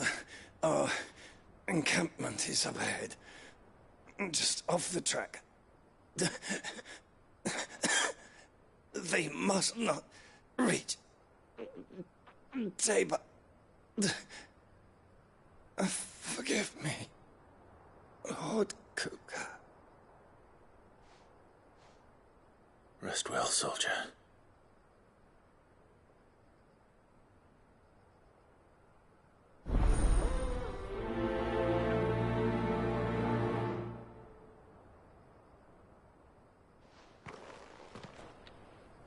You said the encampment was close.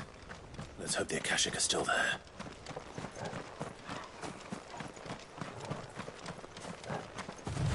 Another ether flood.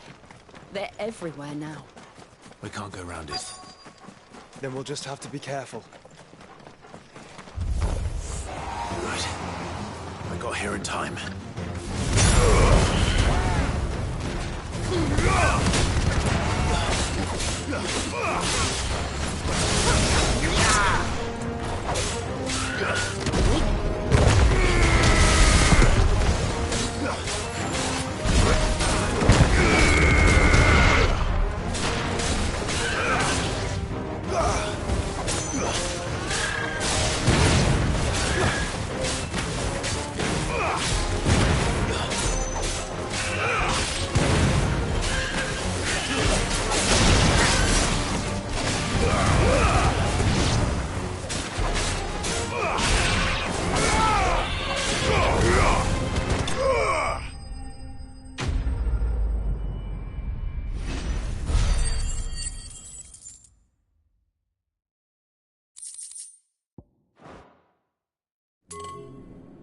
Someone there!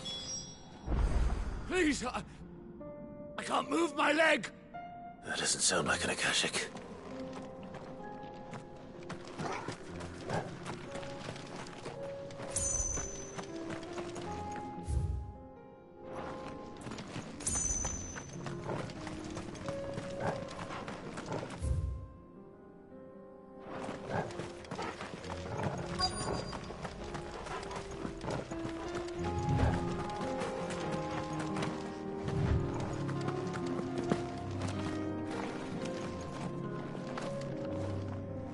You're with the battalion?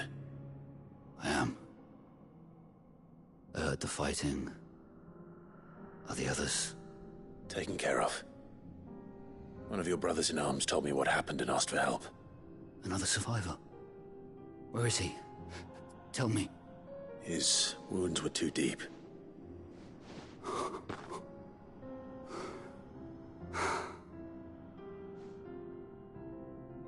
He was right to send you. Those things you slew are no longer my brothers. Tabor is safe thanks to you. Here, you've earned it.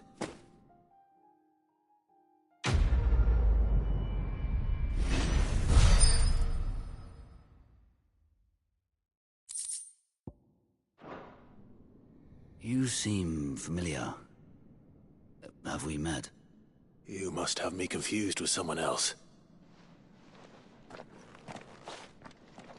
Wait. That scar.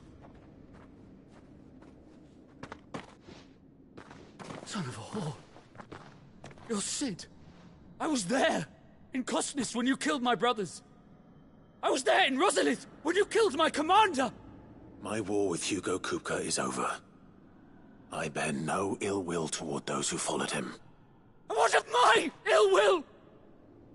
Coward! Draw your steel.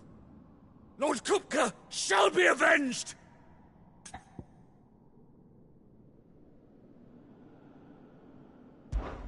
When your wounds have healed and your head has cooled, come and find me if you must. Though I hazard your life would be better spent in service of those who need it. Or have you forgotten your oath to the Republic? My oath? What would you know of oaths? I know how hard they are to keep. Which is why I'm giving you the chance to keep yours. No. I won't be deceived. Lord Kupka told us of your crimes. You are an outlaw. A murderer, not some man. Like you or anyone else. I am nothing like you. But if you're not gonna kill me, then go. Leave! Just know that I will find you, Sid. Someday.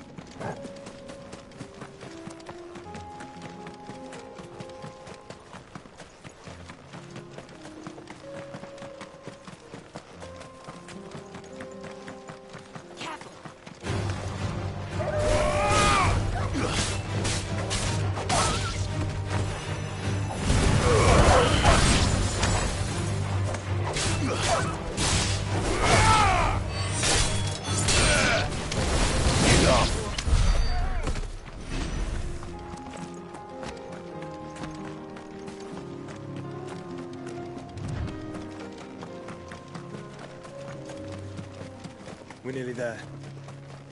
Have you been to Tabor before? There are a few places I haven't. Welcome, travelers. We don't get many visitors here in Tabor. Welcome, travelers. We don't get many visitors here in Tabor. Where now, Joshua? There is a residence just inside the city gates. She awaits us within. Welcome, welcome.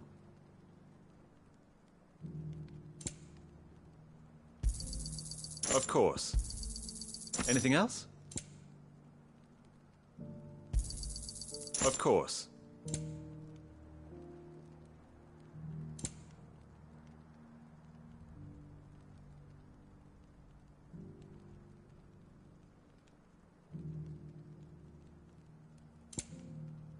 Take care.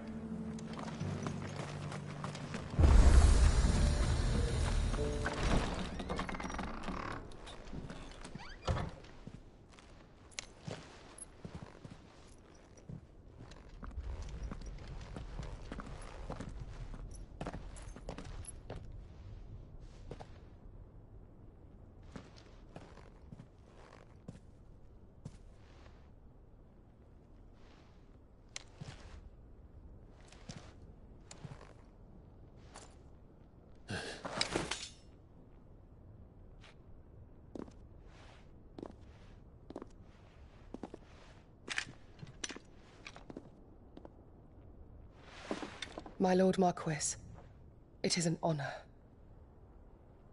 I am Yote, Knight of the Undying, charged with the protection of His Grace Joshua Rosfield, Keeper of the Flame of the Phoenix. Of course. It all makes sense now. Would you care to elaborate? The Undying are loyal servants to the ducal throne. Or more specifically, to its heir. They have served our family for generations, albeit from the shadows. Since their inception, they have been tasked with the preservation and enactment of the rites of ancestral communion. After the events at Phoenix Gate, it was the Undying who delivered me to safety. And since the day I left Rosaria, Yote has been my constant companion and protector.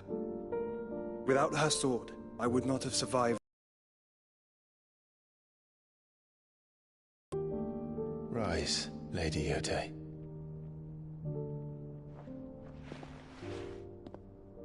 You saved my brother. I owe you a debt I can never repay. I but did my duty. Come now. Tell us what you've discovered. Your Grace. It is as you feared. The vessel we spied off the coast of the Crystalline Dominion on the night of her fall. It was the Einherjar. Beyond any doubt. The Black Galleon. Joshua, the Einherjar is the Royalists' flagship. What business would they have in the Dominion? Upon learning of Waloed's involvement in recent events at Drake's Fang, I sensed the malign influence of Ultima, and bid Yote and the Undying look into the matter. We have reason to believe that the Black Galleon weighed anchor shortly after the fighting began, and set a course due south. For Canva. Then it is Waloed Knights who besiege the cities. What is left of them, yes. And the Black Galleon sails at but one man's behest. Barnabas Tharm.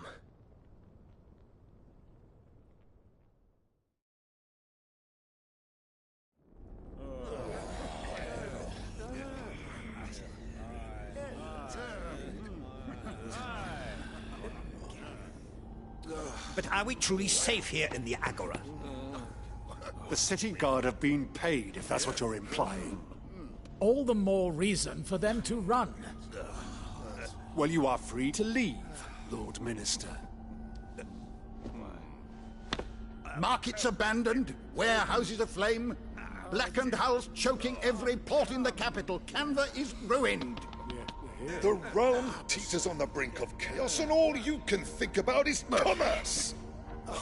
Forgive us. We were not aware Dhalmekia now subsisted on charity. How dare you?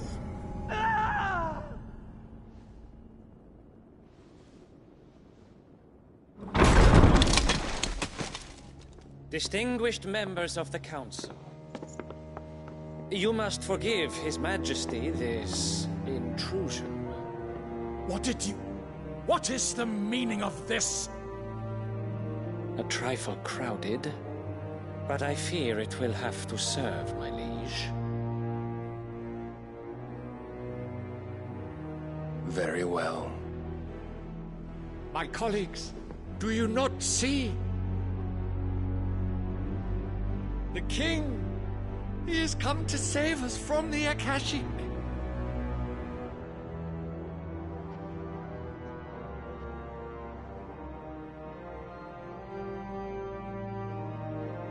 He is a gift from the heavens, divine intervention, our very salvation. And of course, if it is compensation he requires, we would be most willing to negotiate a fair price for services rendered. Fools. Your ignorance unbecomes you. Your Majesty, correct me if I'm wrong, but I would swear that the fiends washing the cobbles of Canva with the blood of her citizens wear the colors of Waloed. Ha! So you do not deny it. Guards, fetter them, and see our guests to the dungeons!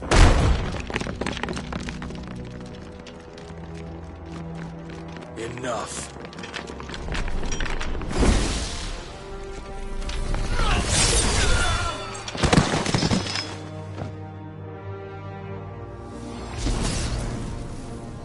Pathetic creatures.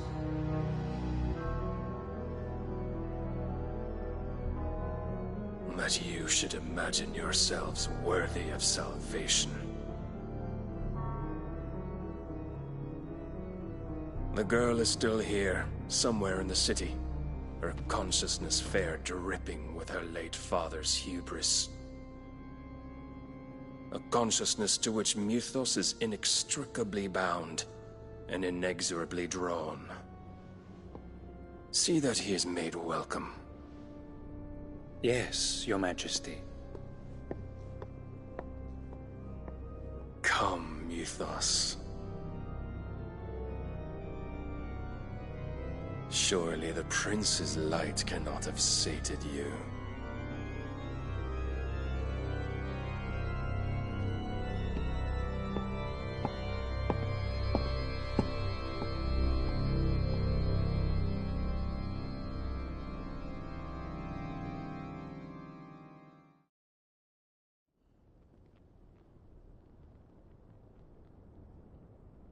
So then, how long has Waloed been under Ultima's control? How long indeed? Based on what we know of Barnabas's actions, I would guess some few years, mayhap more. But to what end? What does Ultima want? The tapestry. Show them.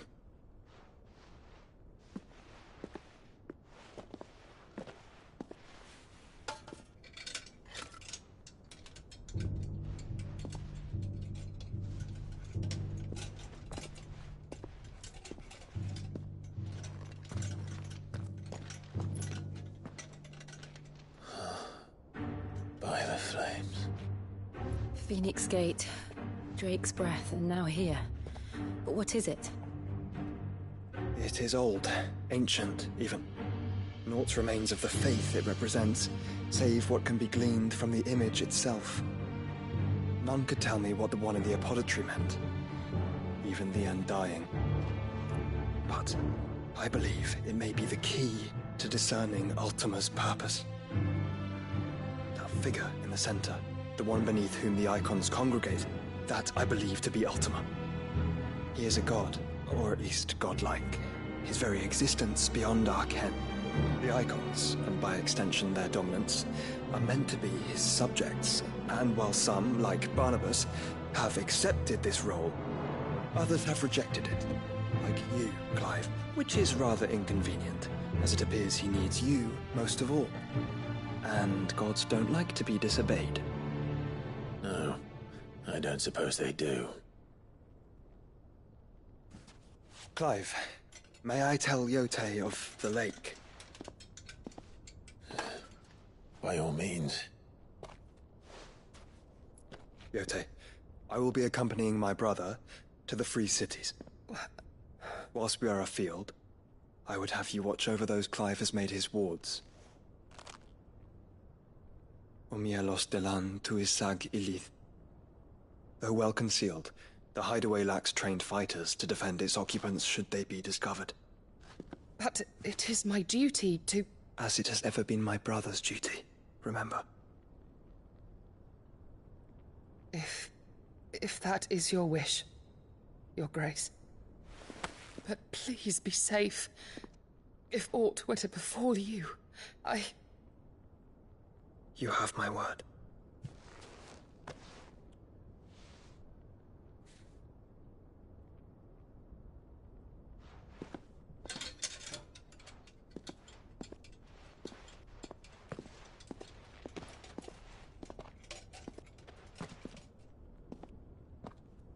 Farewell, my lord, my lady. We are in your debt, Yote.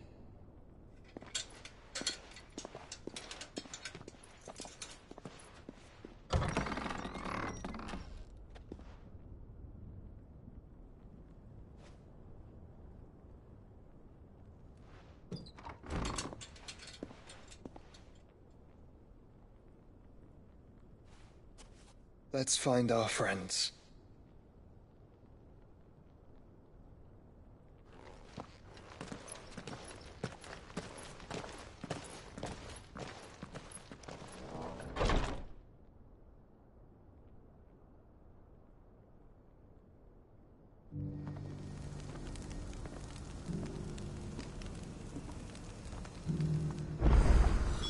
It's plain she cares for you very deeply.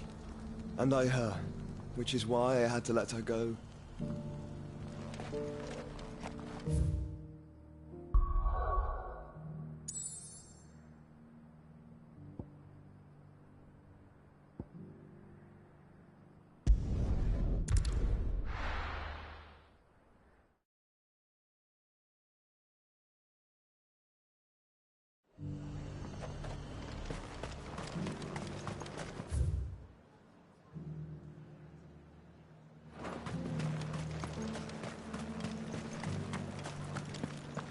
There were ghosts at the gates not days ago. You needn't fret.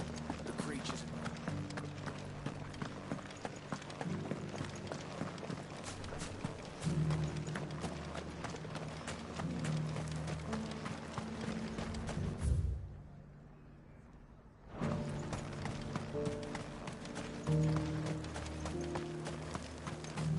Captain said it was you who slew the, whatever they were.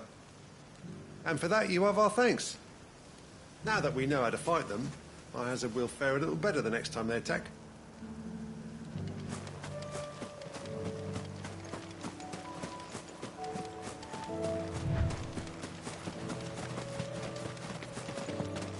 Hippocrates said I should be able to find what I'm looking for somewhere nearby.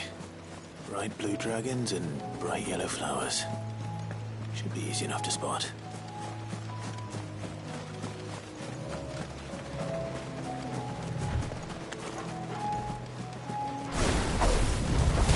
This must be our wyvern. You're right. Let's get this over with.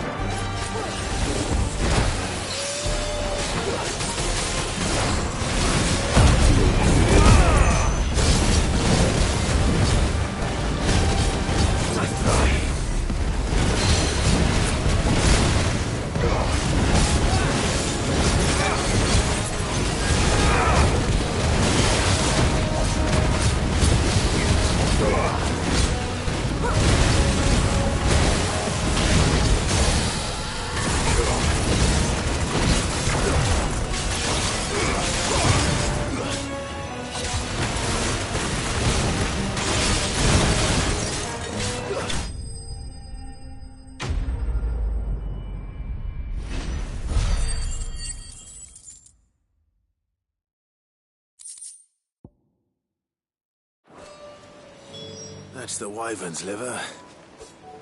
Now I just need to find the herbs. Bright yellow with a heady scent.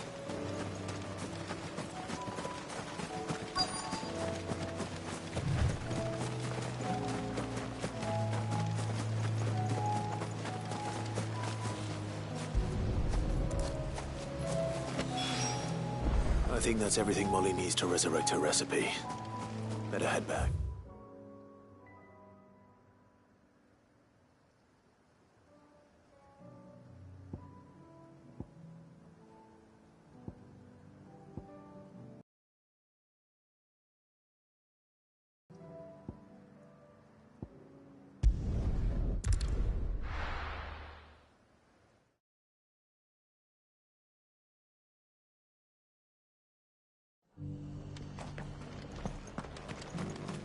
Wonderful creatures, chocobos are. They're fast, strong, loyal, and best of all, they won't balk if you point them into the belly of a flood. Thick skins, these birds have. Thicker than most, at least. Now, leave them in a flood too long and they'll turn, sure as eggs is eggs. But a quick dip in and out, and they're right as rain. Which is a boon to a trader like me. Reckon there's enough of Kazakh on the roads to worry about without this old girl turning.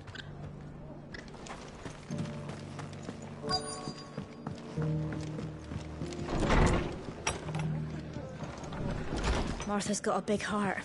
It's a pity there's so many who are happy to take advantage of it. The fates seem bent on driving me from my inn. But if they want me out, they're gonna have to try harder.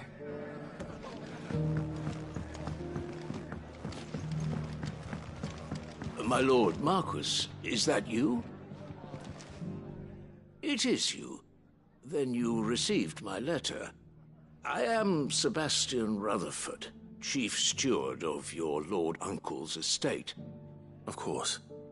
We met once before. Yes, my lord. Thank you for coming.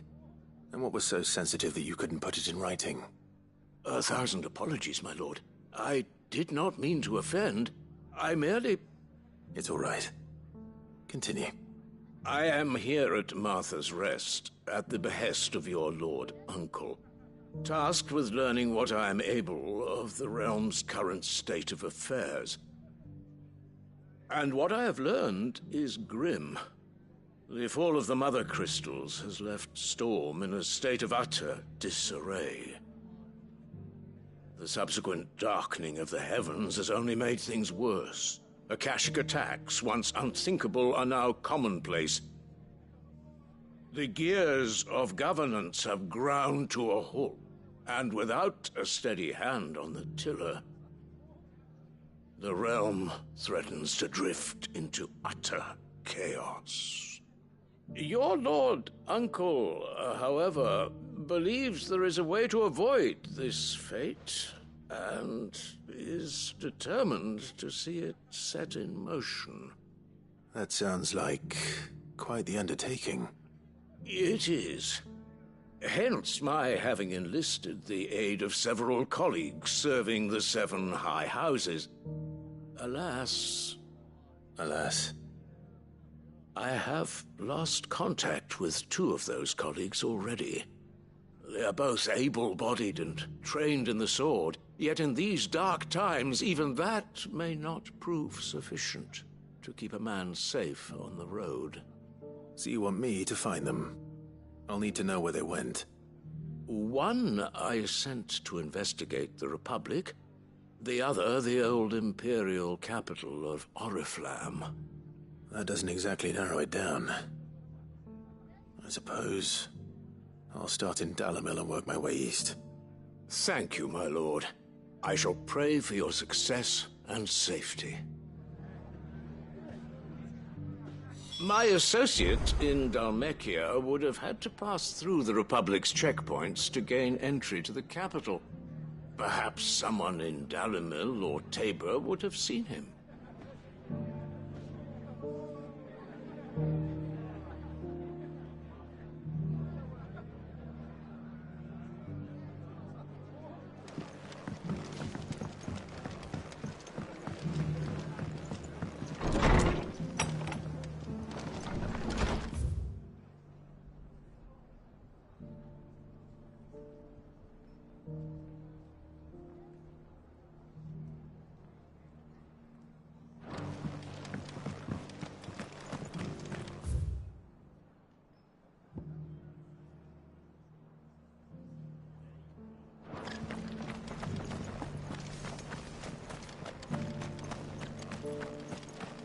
I'll build a barricade so sturdy, even a bandit. Scouts have reported seeing more Akashi.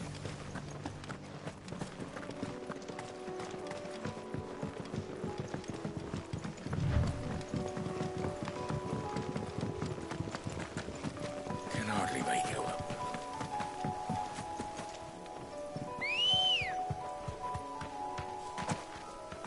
Let's go.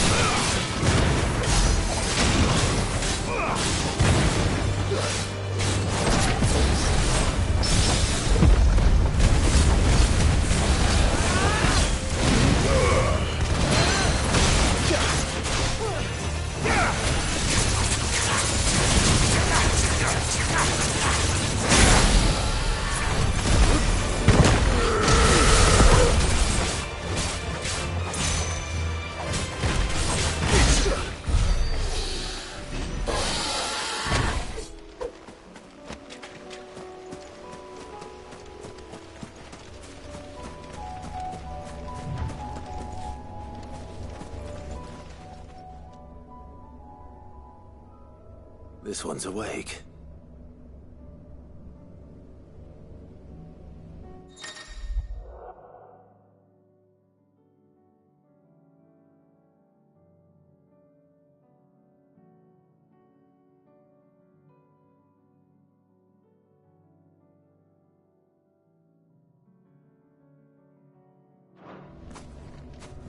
Let's see what's inside.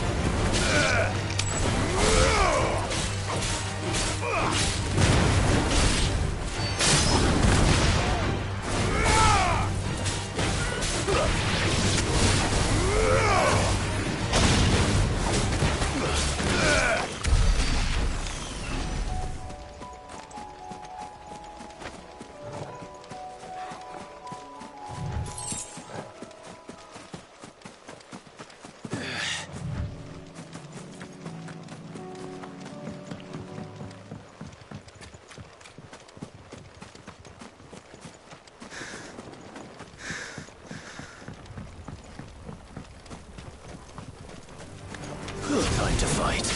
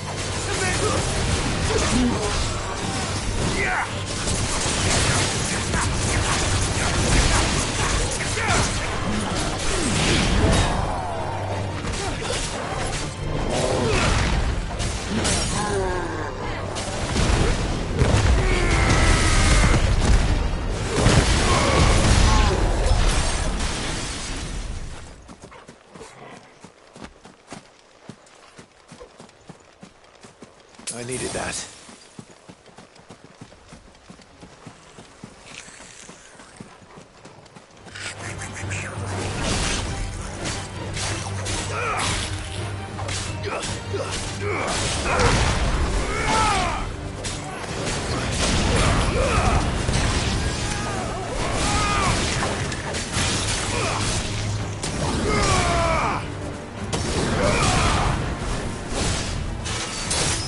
It's over.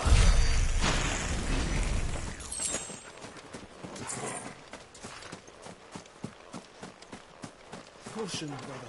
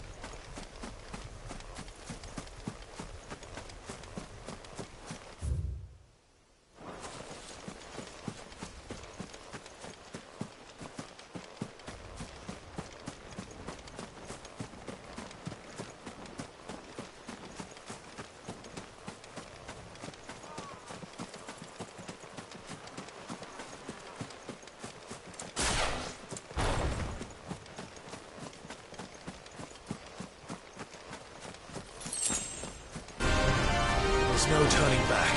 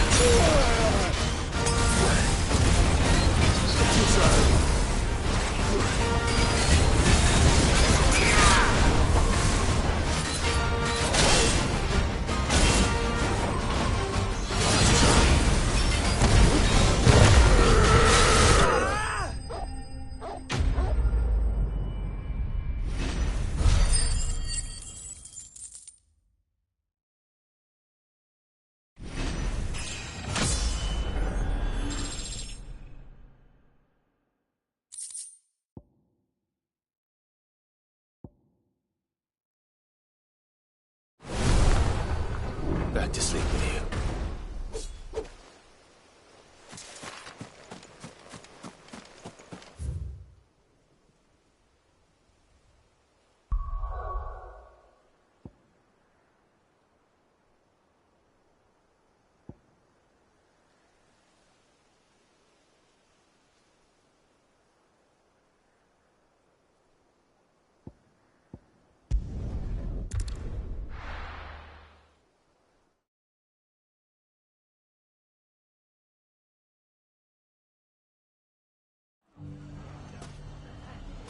It's not going to be easy finding one man in an entire republic. Let's hope someone here's seen something. Bandits maybe no. But look what they've left us. It shouldn't be too hard to find goods. The gentlemen of the town guard are strapped at the front. You wouldn't happen to know if the pieces that were stolen from my store were recovered, would you? They were irreplaceable.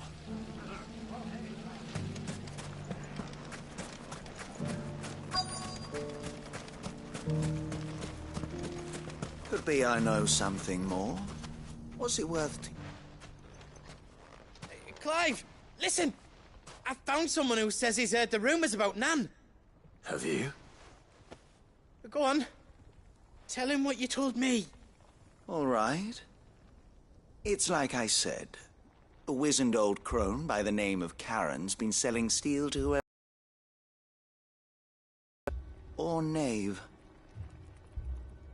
Says the more swords and spears she puts in people's hands, the more war they'll wage. And the more war being waged, the more call for swords and spears. And who will they all turn to keep them in steel? Why, the good Reaper herself. And you've seen this Reaper at work? Aye, it just so happens I have. You'll find her right here plying her trade most days. Here in Dalimil? Where exactly? She has a stall here in the market, but if you're not the patient type, you can probably find her at her storehouse on the edge of town. But it'd be a bolder man than me that braved that particular nest of vipers. Feeling bold, traveler? I hope so, for your sake. Now, if that's all, I have places to be. Sorry to have kept you.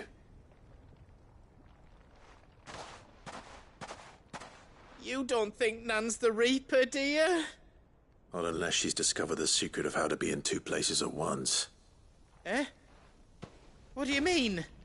Lady Karen hasn't left the hideaway in weeks. So who has been running this stall he spoke of? Good question. I'll go and have a look. And I'll visit this storehouse on the edge of town.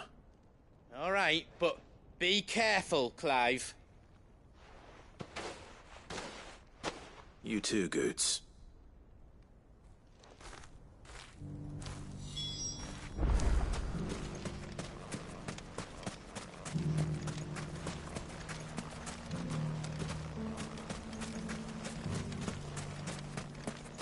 The finest sell swords in Storm could hold a candle to ours. If only everyone here didn't have to look so...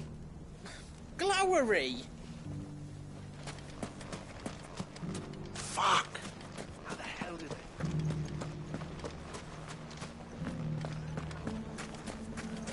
The gentlemen of the town guard are strapped. What a mess.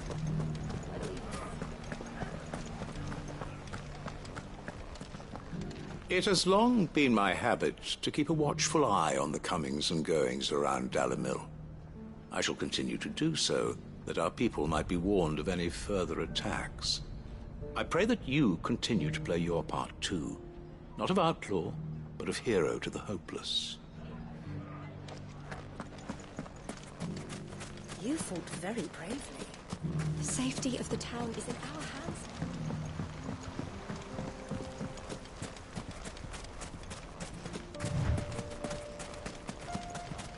Time to brave the Viper's Nest.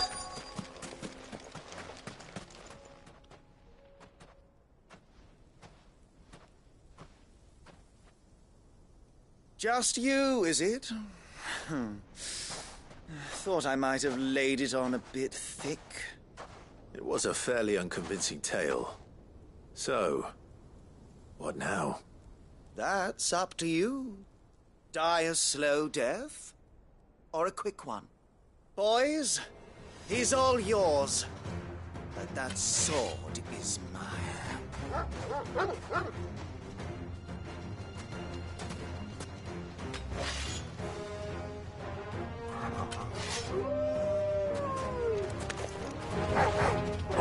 Leave now and we can pretend this didn't happen.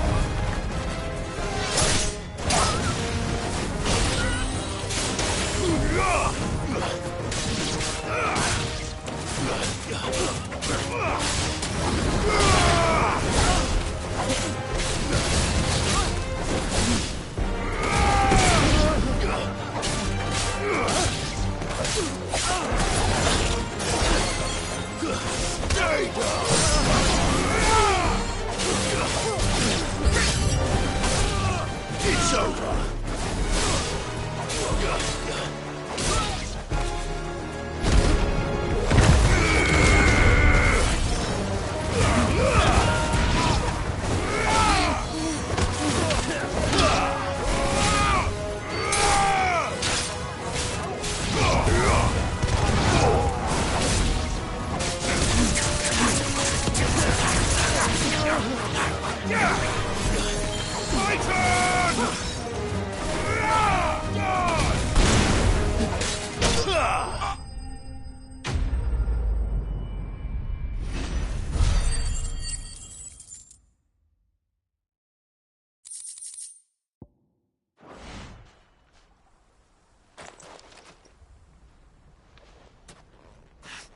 Oh, you've done it now.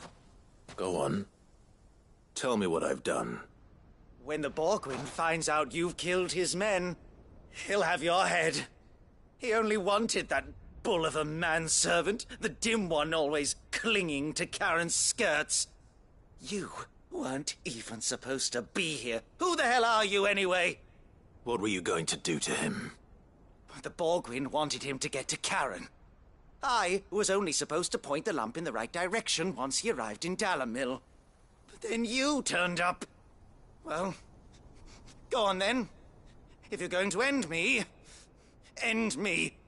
You're not worth the effort. Now be gone, before I change my mind.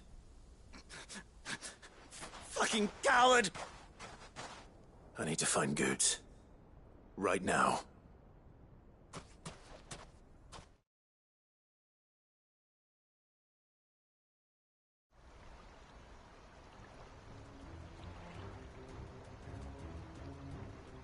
Get your filthy paws off me, you naughty-pated lout! Stop calling me names! And stop spreading them horrible lies about Nan! Well, that will be easy enough. For they are not lies. Every last word is true. And she must pay for her crimes in blood. Blood? Goetz, are you all right? He's gonna kill Nan! He said she had to pay in blood! After what she did, it is only right. She ruined my life and the lives of countless others. That loathsome harpy's very existence is a crime, and I will not allow it to continue. Goetz, was it? I have no quarrel with you. Only with your employer. Run along now.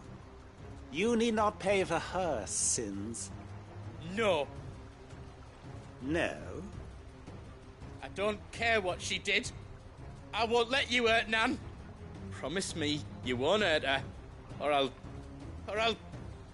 kill you myself! Goetz, no. Enough, all of you!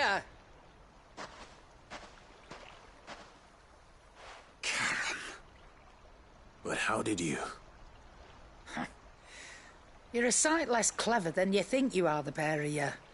Did you think I wouldn't notice the two of you slinking off together? Well, the whole thing got me thinking, who in Dalamil might bear me a grudge? and a certain snivelling shit I ran afoul of in my fairy years came to mind. Though it was just Bogan back then, wasn't it? I thought the years might have taught you some sense, but I see you're the same pants-pissing craven you've always been. What was it we called you? Wet legs? You bitch! Everything that happened, it was all your fault! And now you'll finally pay for what you did to me!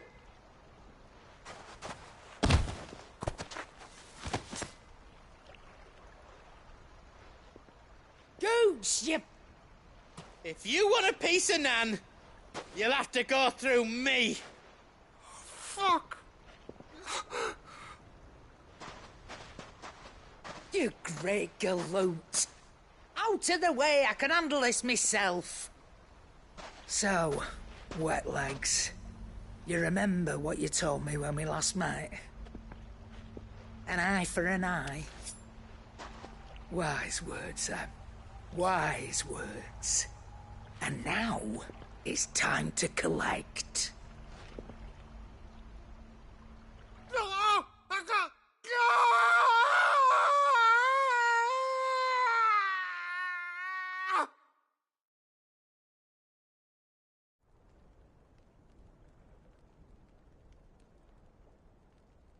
Sorry to keep you waiting. Is he... Dead? No. But I reckon he wishes he was. It isn't easy going through life one eye short of a pair. After all, I should know. You don't mean... Oh, don't tell me you didn't notice. Lost it to old Wet Legs back when we were working the same routes. Said I'd stolen from his strongbox. I'd done nothing of the sort, mind. But that didn't stop him taking his little revenge. So I took some of my own. Sorry, lost everything. His coin, his clients. Always knew he'd be back one day to claim his due. But he crossed a line dragging poor Goots into this. He didn't hurt you, did he? No, Nan. Still got all my arms, see? Legs too. But what if he comes back again? What if he does? First we take the other eye, then we work our way down. He'll learn his lesson soon enough. But something tells me the Wet Legs has learned it already. Right. Let's get you back to the hideaway. You've attracted quite enough attention already. Ta-ra, Clive. Remind me never to cross you, Karen.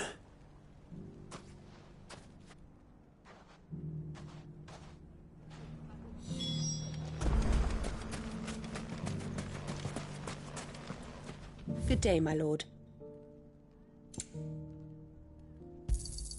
An excellent choice. Here you are. An excellent choice.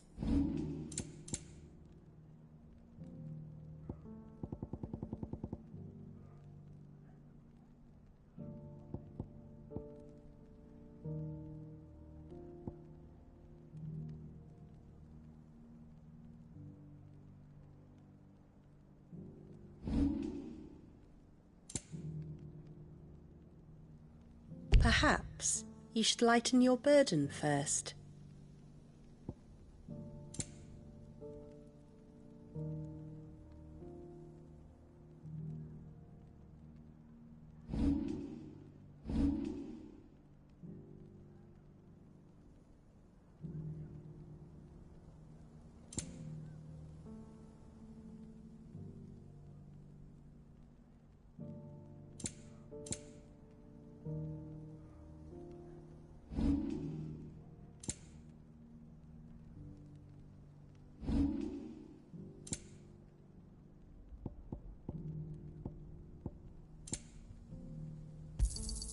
Here you are.